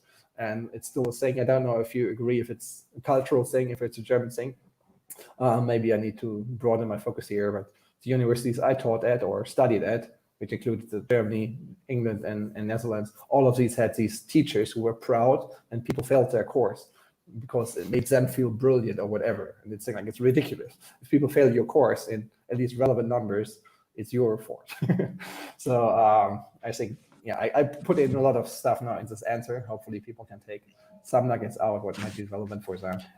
No, it's very interesting, actually. And I would go as far as to posit a theory.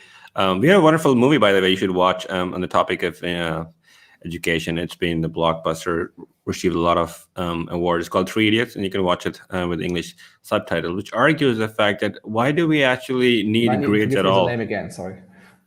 3 Can you Idiots? give me the name again? 3 Idiots. Okay, thanks. Yeah.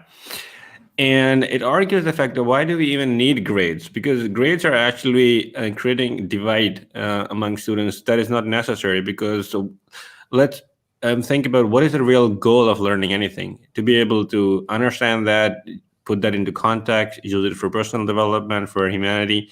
You don't need any grades for that. It's probably for you to get a job. But if that job doesn't require you to compete over someone else and instead focused on what you can do, because that's the bottom line. And companies, people want you to be able to do the job that they require you to do.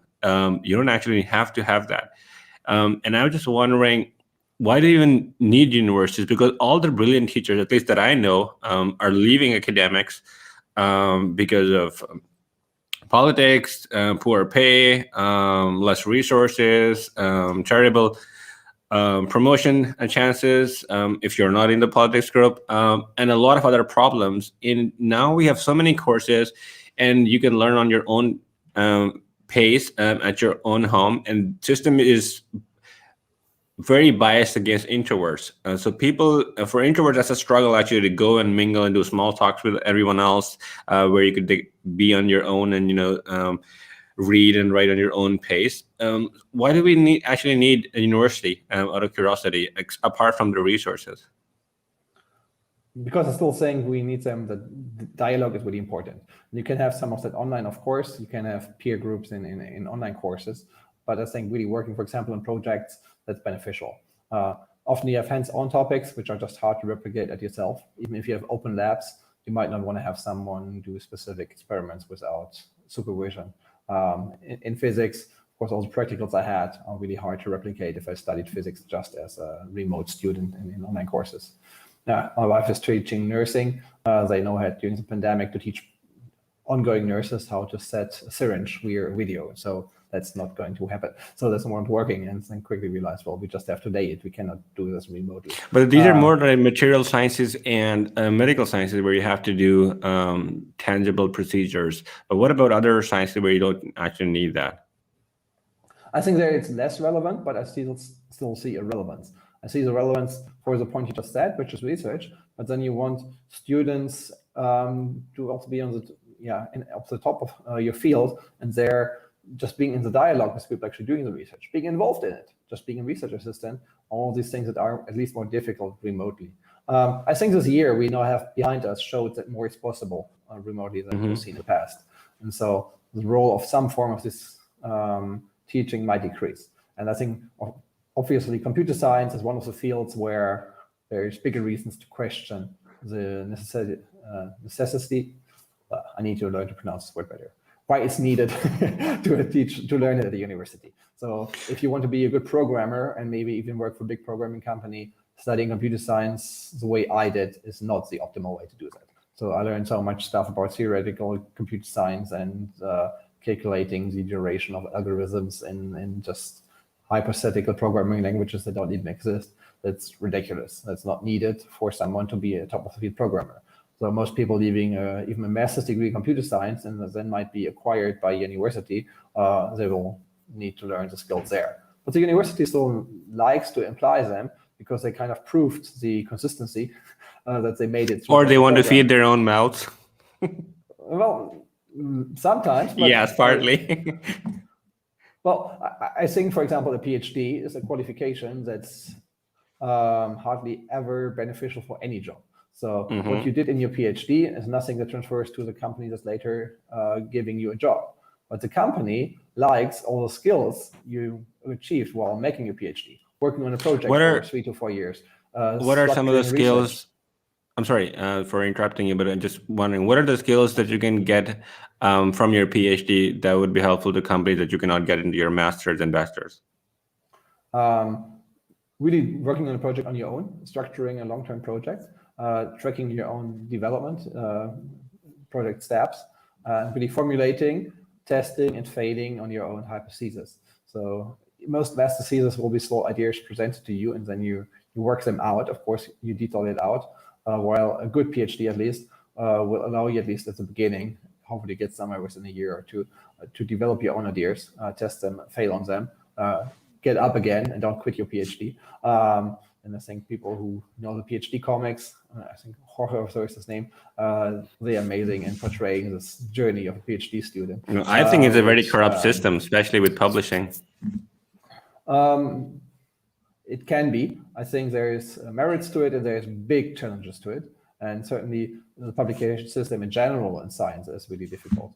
And it's in many forms problematic. The peer review we have is way far away from optimal. It's still better, in my opinion, than having completely unreviewed research publishing. So the complete open publishing with no scientific review behind it, where people just place comments. That's then really hard for someone to distinguish. Like you have 20 comments beneath it, and 5 think the paper is awesome, 5 think it's rubbish.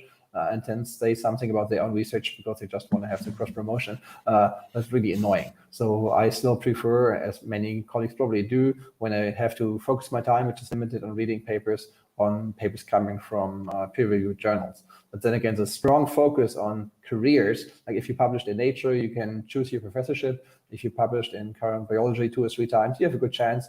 If you just published in the whatever European Asian Journal of Psychology, then it's so ridiculous. It doesn't say anything about your quality. And if you have, and that what makes it more corrupt, the whole system, because you're never going to get published in Nature and these top journals unless you have a professor who already published there, or you know someone who knows someone who knows someone, and then your research is kind of closed. Also, you have to pay. There was a joke on Twitter the other day with a very senior academic sharing his article that was published in a top paper and say, hey, you can now read my paper for 85 euros. Which is ridiculous. I mean, I think the future of publishing is RFX and Medium. But let's move on and connect it to some of the other assertions that you have made about the memory. When you teach your students, you believe that there is a correlation between IQ and memory, but it's not the only thing. Can you expand on that? Well, very basic thing, of course, correlation just means if you measure many people, you will see in general that people with high IQ have, in at least the shorter memory task, higher performances. It never says to you anything about an individual. So you can be really smart with a poor memory, and you can be dumb but have a great memory. It's just the exception. So in general, there's a correlation. So in general, in particular, I think the correlation is driven by processing speed, so that your ability in working memory to switch between information really fast. And this is tested by ridiculously simple tasks. So when I first saw them as a student myself, I really wondered if they can have any validity at all, but they seem to have. I read many papers on it to make sure, which is, for example, you just print a paper with random distribution of the numbers 1 to 90 throughout the paper, and then you have to link them with a pen, and you time how fast someone can do it. Like this, literally go from 1 to 2 to 3 in a continuous line, and you time how fast someone can do this. And this is actually a nice measure of processing speed, how quickly your brain is able to transfer what your eyes see into an actual reaction. And this seems to be a skill that's related to also what you need to do in tasks that are measuring IQ. So IQ often is measured by pattern recognition tasks, by logical completion tasks. So it's, as other people argue, only one form of intelligence. There's these people arguing for multiple concepts of intelligence, distinguishing maybe this logical reasoning from emotional intelligence. But what we measure with an IQ is usually this more logical completion tasks. And to do these, you need to be able to process information fast. And if you want to memorize something, well, there's the memory part to it, but there's still the part to it where you link stuff together in your working memory. And if this just works faster, this seems to be beneficial. And this might go down, but this is now more speculative, even to like very simple biological concepts of the methylionization, is the word, methylin around your synapses, about, not your synapses, about your axons, that are linking information, that are linking pathways in your brain. And this seems to be something that's relevant for the speed of processing within your brain. And this seems to be then a concept that might be more, at least a bit, nature than nurture, which might relate to memory and IQ working better. So turn this around. What does it mean for memory training? Well, not much at all. In all our training study, we see that every single person we had could highly benefit from these memory techniques. In most of the studies, we found that after, for example, 6 weeks, which we decided it's a bit arbitrary as typical training time in our studies, usually at the end, the worst person at the end is better than the best person was at the beginning. So this is how much you improve with using these mnemonic techniques in given tasks, like memorizing word lists, numbers, these standardized tasks. The improvement is so big that at the beginning, you might have a distribution from 10 to 25, and at the end is 30 to 70. So what do we see here? All the people improve rather equally. So it might be a similar distribution at the end. So if all put in the same effort of training, someone who started at 30 might end up at 70, and in abstract numbers, in absolute numbers, might even have bigger improvement by 40 items, while the bottom one went from 10 to 35. But still, the bottom one at the end is better than the best at the beginning. And I think this is really important. So in terms of memory improvement, we don't see a correlation with IQ. In terms of absolute memory, in both moments, beginning and end, we do, which is why the World Memory Championship winners usually also score high on IQ tests and processing speed tasks. But the World Memory Championship average field competitors still show performances where everyone who has never trained their memory just sits there with open eyes and open mouths and say, how is this even possible? Also, I might say, well, the women who won last year, she had twice as many points as I did. So how amazing is it? Because they don't realize that it's still extremely amazing if 99.99% of the humans on this earth can do nothing remotely similar to that. So to have an extremely good memory, you don't need to be smart. If you just test tons of people, there's a correlation, meaning that typically people with high IQ also score higher, particularly in short-term working memory tests. What if we flip that picture? What if you are extremely smart, but you don't have a very good long-term memory, but you have a good short-term memory? We're talking about exceptions here. Like, how do we explain people who do not fall into any category, like people with autism and people with savant phenomena, who are generally not even at the normal standards when it comes to motor kinetics and daily life activities, but at that one task they beat everyone to the point of being superhuman. And I have a friend of mine who is the world's first Kaggle grandmaster, and she's such a wonderful human being. If you read her notebooks, it's amazing the kind of work she does. But she's a very small attention span, and I think she would beat most people when it comes to creativity and finding patterns in data science use cases. How do you explain that? It's really hard. In particular, the extreme cases are extremely hard to explain. There's people looking into individual cases that might have an explanation or not. There's one really famous case because Hollywood found him and then made how do you call it? Somewhat made his life story a Hollywood movie, but it's more fictional than actually a documentary, which is the movie Rain Man, which was based on Kim Peek. So Kim Peek was one of these savants who wouldn't even be functional in everyday life on his own means, who would probably score really low on even an IQ test, but would have an extremely exceptional memory for specific amounts of information, in particular lists, telephone books, telephone numbers. There's a number of documentaries about him who sometimes a bit wrongly portray what his actually abilities were. He sadly passed away too young, and he had agreed to have his brain examined afterwards. And turned out that in his case, actually his brain seemed to have developed from probably uterus stage really onwards into basically two separate brains. So there was more or less two brain halves that didn't really communicate at all, weren't linked at all, which meant that, for example, he had two separate lingual areas, which explained why he was able to read a book 2 pages at a time in parallel. But he then didn't have the ability to link this information, so he could never really see if he was able or not. He could reproduce it because both eyes read it in parallel. This is why he could memorize a phone book even faster than any memory champion ever could, but he couldn't make sense of, let's say, a fictional text or probably also a textbook of more deeper meaning. So this shows that some individual differences can be really strong and have strong effects. So in the most cases you mentioned, it's rather extreme ends of somewhat normal distribution. So we always have this U-curve in many abilities. And then in particular, people who might be on the spectrum, they often find, I don't know if pleasure is the right term. They like to focus on specific things they early on realize they're good at, which gives them calm, which gives them an ability to deal with the world they might not understand the way other humans do. So they really focus on something. And then the brain has this training effect. The more you know about it, we had said before, the better you get at it. So if you focus on one specific field, you can be extremely brilliant in it and develop this talent to unknown areas, but maybe on the cost of spending also the time or the brain development in other regions. One really extreme case, which is really interesting, and sadly, sadly, it's his personal decision. There isn't really research about him or his brain. There's just observational research. It's a guy, Stevenson.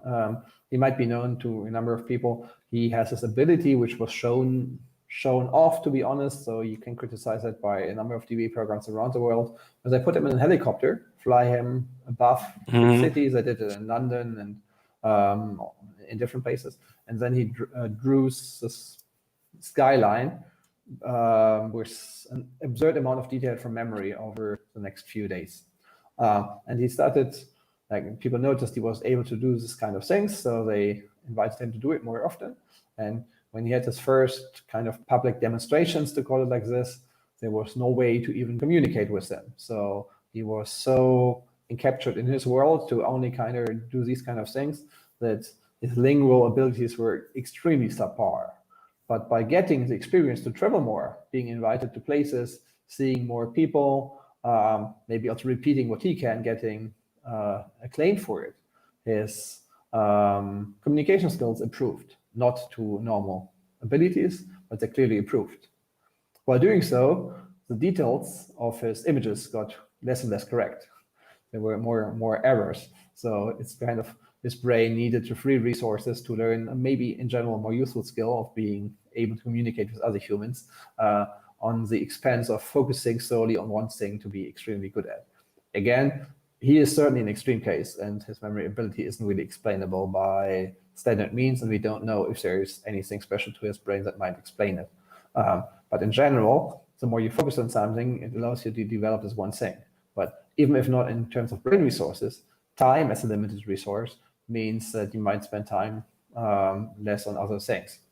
And you have all these interesting stories, and many are weird and not plausible, about chess people going crazy or not having other skills. If you spend 10 hours or more a day only focusing on chess variations, you still get better at these, but it might be on the expense of other skills you don't focus on.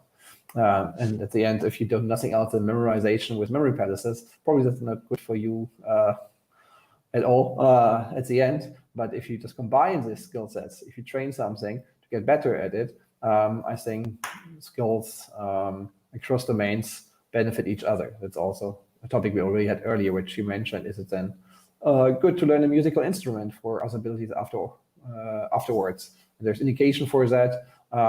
And if you focus only on the specific musical instrument, you might lose it for the expertise of this one field, as you have also this musical savoirs. But often this goes hand in hand with something being not fully, or normal isn't a good term, not typical, not fully typical, that some developments early on developed in a way that you see reasons, or your brain sees reasons even without your conscious decision to do so, to focus on a specific form of input rather than to generalize it. I think your observations... autism, maybe you have a better background in that yourself and can help me on that. I think autism still isn't really understood in terms of neurological explanations at all. So why we see which forms of autism or which severeness of symptoms in people on the autistic spectrum, we don't have good explanations, and we don't even have, for example, classifier tools to allow us to take a brain scan to say if someone is autistic or not. I think partially the reason why it's so hard to pinpoint the syndrome is because it's a spectrum. It's not either an or. So, you have... you're very high on the spectrum, or you're very low on the spectrum where you can actually function. And that makes it very hard to detect. And it's kind of, late onset where you don't really know that, what triggered that. We don't have much information. And you can imagine, you're a neuroscientist, to be able to do the longitudinal study for their MRIs and other scans. It's a huge problem, especially with the kind of knowledge that we have at the moment of brain scans and everything else. But your observations are very spot on when I think about it, and it might not be very off from normal population also. I had a wonderful guest on a podcast a couple of weeks ago, who's this professor in psychometrics, Okan Bulut, and then he said something very interesting, that he would do a perfect score on any task as long as he was doing it alone. But when he was doing it in a center or something else, like with people and a lot of distractions, he was simply just mess it up. And I was just wondering if there are personality differences in terms of how you perform on a specific day, because I can totally relate to that also. And I generally do not want any distractions when I'm doing a high performing task. And the word is not constructed for the introverts or for people who need a lot of focus. I can relate that to a dimension in Big Five personality test, which is called neuroticism, or kind of to put it more in context, is emotional stability or instability. It's not as bad as it looks. What it means is that you have to have a lot of quiet and peace and comfortable environment in order to be able to perform. Is that your experience? Yes. So if I look at memory competitions, I see there's people who have a very different susceptibility to external distractions. So at least sometimes we do have by now media attention for memory competitions. And then there's always this discussion at the beginning of a memory competition that the organizer says, hey, awesome news, we have someone here from whatever television program, CNN, they want to make some pictures and want to broadcast asked, isn't that awesome? Yes, it's awesome. They want to make some pictures while you memorize something. And then there will always be people say, well, that's nice, but can they please stand in the corner and don't move at all? And so the TV people will say, well, this is not pictures we will be able to use. And then it's some discussion. Because for some people, just some movement in the room distracts them so much that they can just not get their performance done and feel it's unfair to them. I think for myself that it never was that much of an issue. I learned to deal with it. And I say it this way, because when I really began memory sports, I trained it at home alone with not much distraction. I didn't distract myself with aids, so I didn't have hearing protection or visual protection at the beginning. But when I had my first memory competition, I realized that I'd get the scores I get at home. And part of that was like, here there's someone moving papers around, there's someone clicking a pen, and this distracts me, no matter what's happening. And it was just not what I was used to.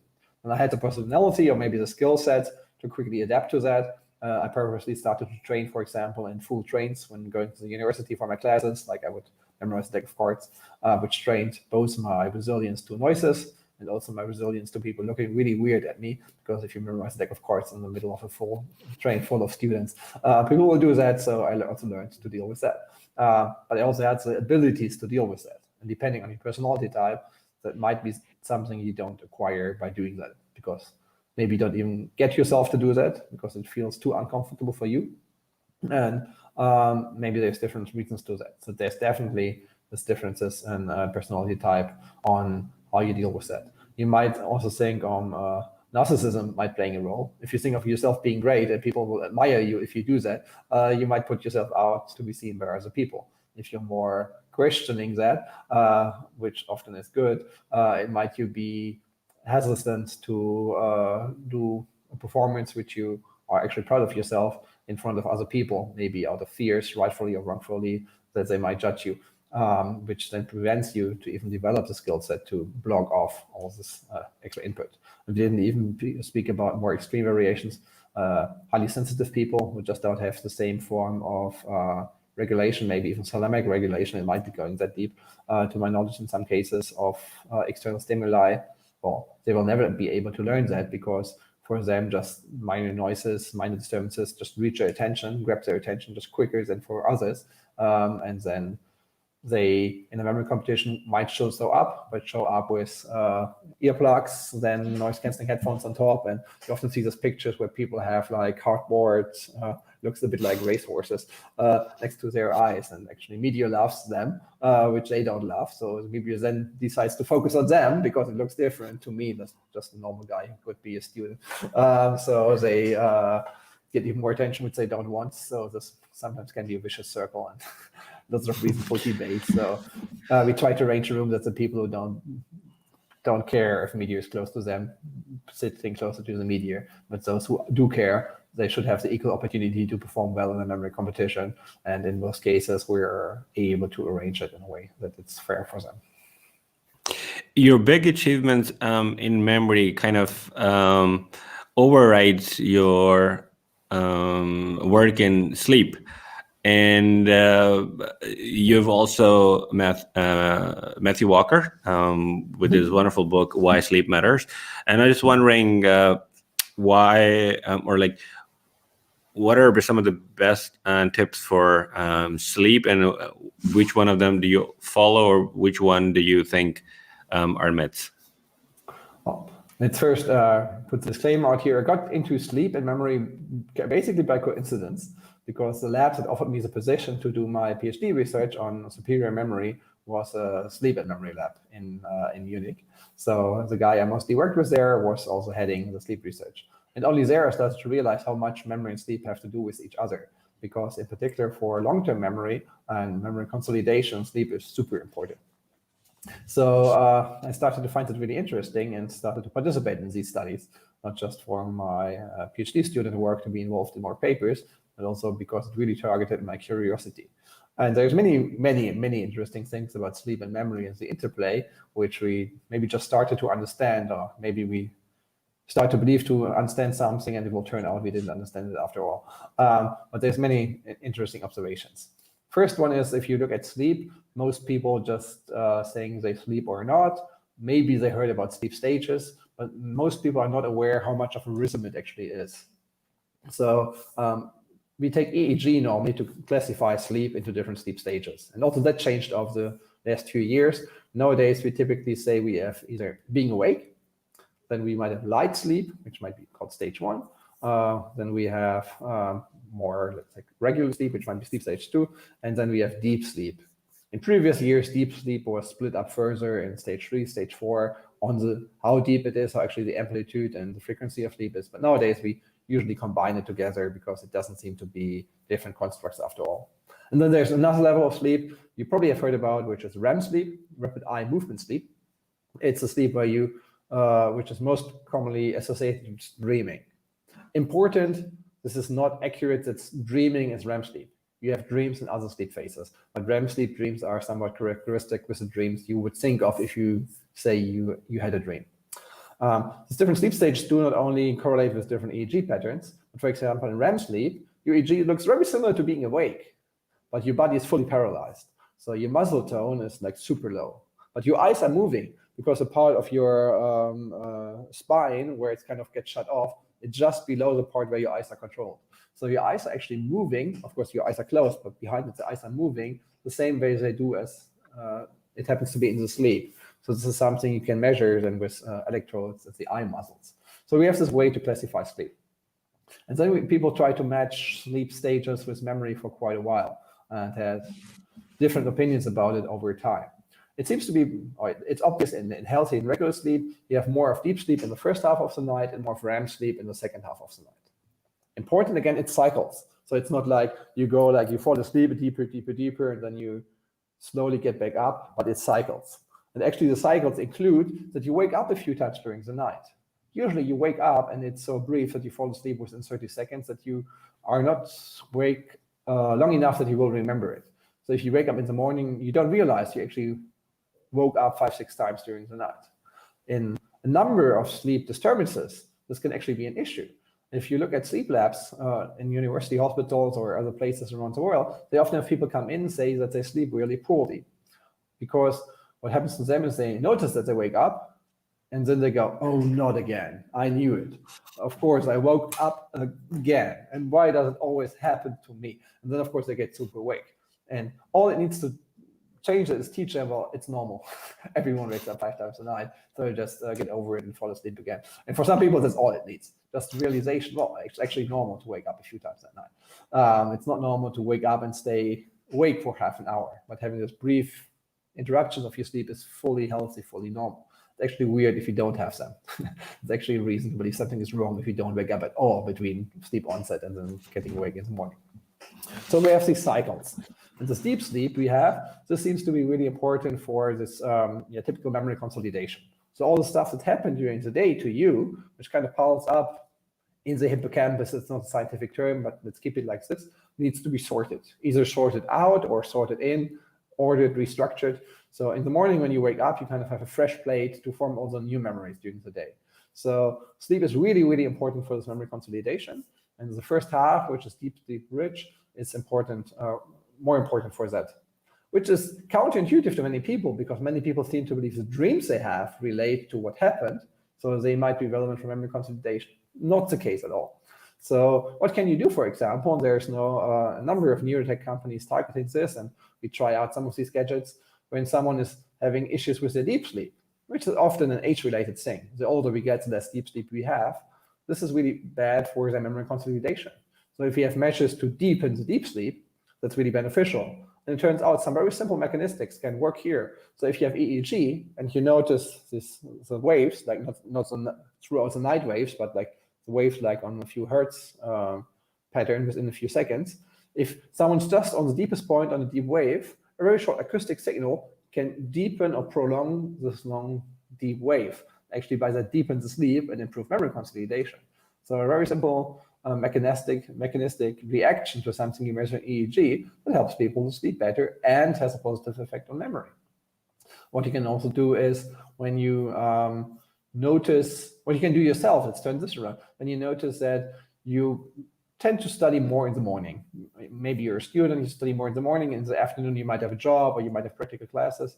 You might notice it can actually help you, and it doesn't have to be long, it can be brief. If you just spend a few minutes before actually going to bed to recap what you learned in the morning, like not read it again, just ask yourself, what did I study this morning?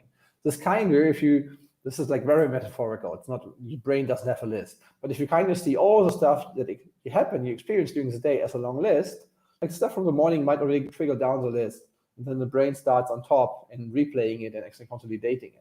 But the stuff that was emotional get a boost that stays up top of the list, something that really touched you. The stuff that was unique stays on top of the list, this will not be the issue. But also the stuff you reviewed. So just by thinking about it again, it might get moved up on the priority list, and you increase chances of your brain actually sorting it in and not sorting it out. And these are just a few observations we have with sleep that are really interesting, that have direct interplay with memory and sleep. If you look at go ahead. Is there a nutrition impact on that also? The kind of food you eat and when you eat, for example, if you eat quite late in the night, in most of the cases, not going to serve very well for your sleep because that's going to keep churning in the stomach. You haven't had the time to digest that. And in terms of what you eat, in German we have got a nice phrase as "was du isst ist, was du bist," which is like what you eat is what you are. And how true do you think it is in the context of sleep? It has some truth to it for sure. So the first part you said is rather obvious, but still people ignore it way too often. If you eat, in particular heavy food, which can be high carbohydrate food, stuff your body has to break down while shortly before going to sleep, your body kind of is just busy with it. It doesn't find the rest it would find if you had a longer break between your last bigger meal than going to sleep. If you have more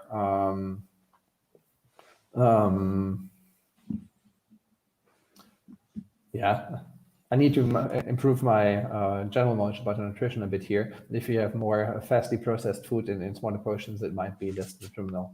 Of course, you have just stuff like caffeine, which also affects people somewhat differently for various reasons. That would actually help you designing a memory experiment also. So what kind of food would actually enhance the performance in memory at least? There's anecdotes about it. So most memory athletes will try a somewhat healthy, healthy diet just because the brain is part of your body. And I certainly notice it, and that's super superficial now and nothing spectacular. If I eat a big meal for lunch during a memory competition, that's not a good idea. So the first disciplines after lunch, I will not perform at my peak if I just had a burger with French fries and lots of sauce for lunch. Sometimes made the mistakes nevertheless, just because I was maybe frustrated about my scores in the morning. So I thought some food that makes me feel happy without being happy will be helpful, but it's not the case. So for lunch in the memory competition, as a German, we have a culture where we often have a big lunch and a smaller dinner. In the memory competition, I always try to turn that around. So I will have just a small lunch and then maybe a number of smaller snacks during the afternoon where I still compete, and then when the last discipline is done, I will have my main meal of the day.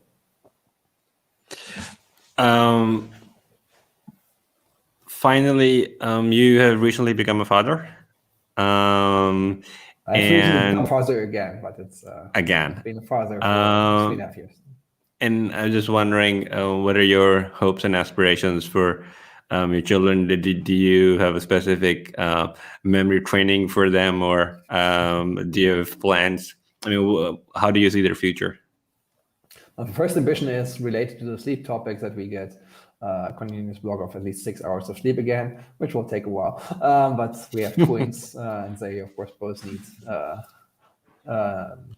need to be fed during the night still. So I can share these duties with my wife and can help her there, but I'm not leaving it on her. So my night is more interrupted than I like at the moment.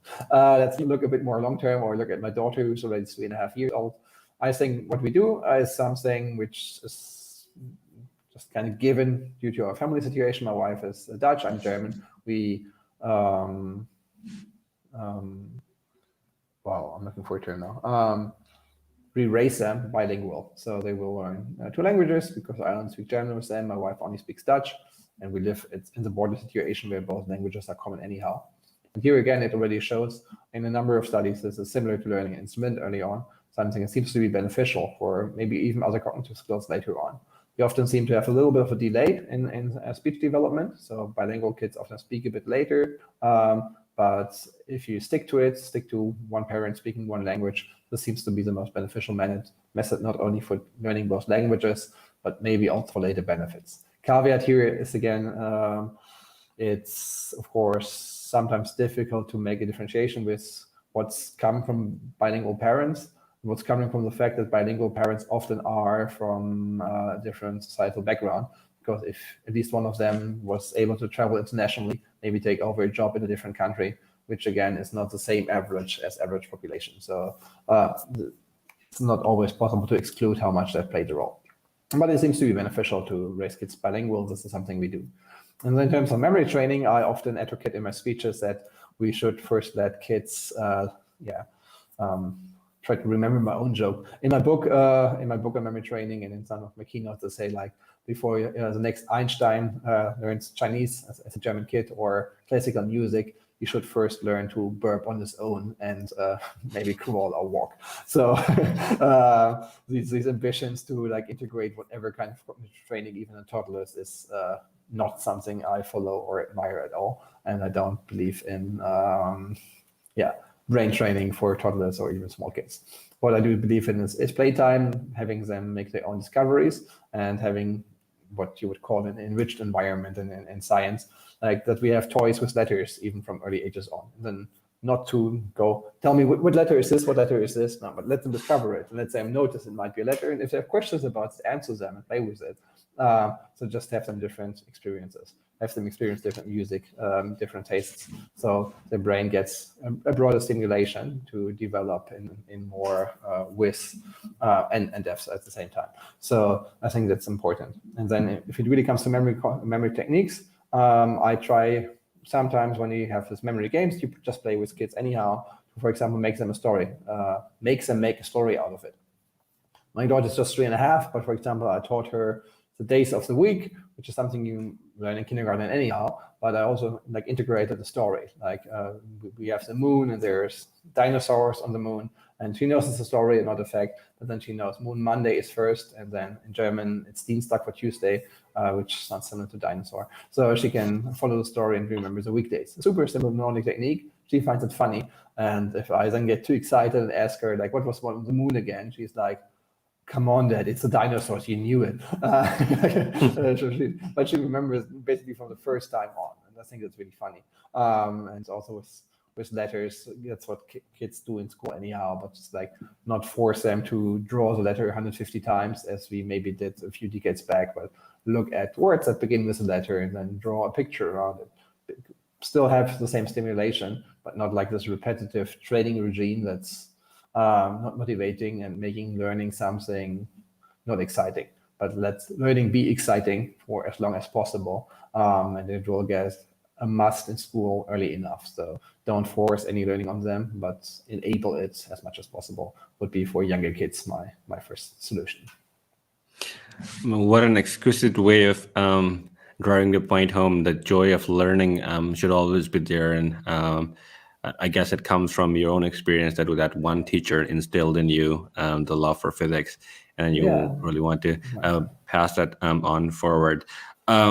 What a stimulating and scintillating conversation this has been. And thanks a lot. I wish we continue our conversation in person also once this COVID-19 period is off. For everyone else, thank you so much for joining us. To continue this conversation, join our Slack community. The podcast will be available on Apple Podcasts, Google Podcasts, and Spotify. Thank you so much, and I'll see you next week. Can I invite people also?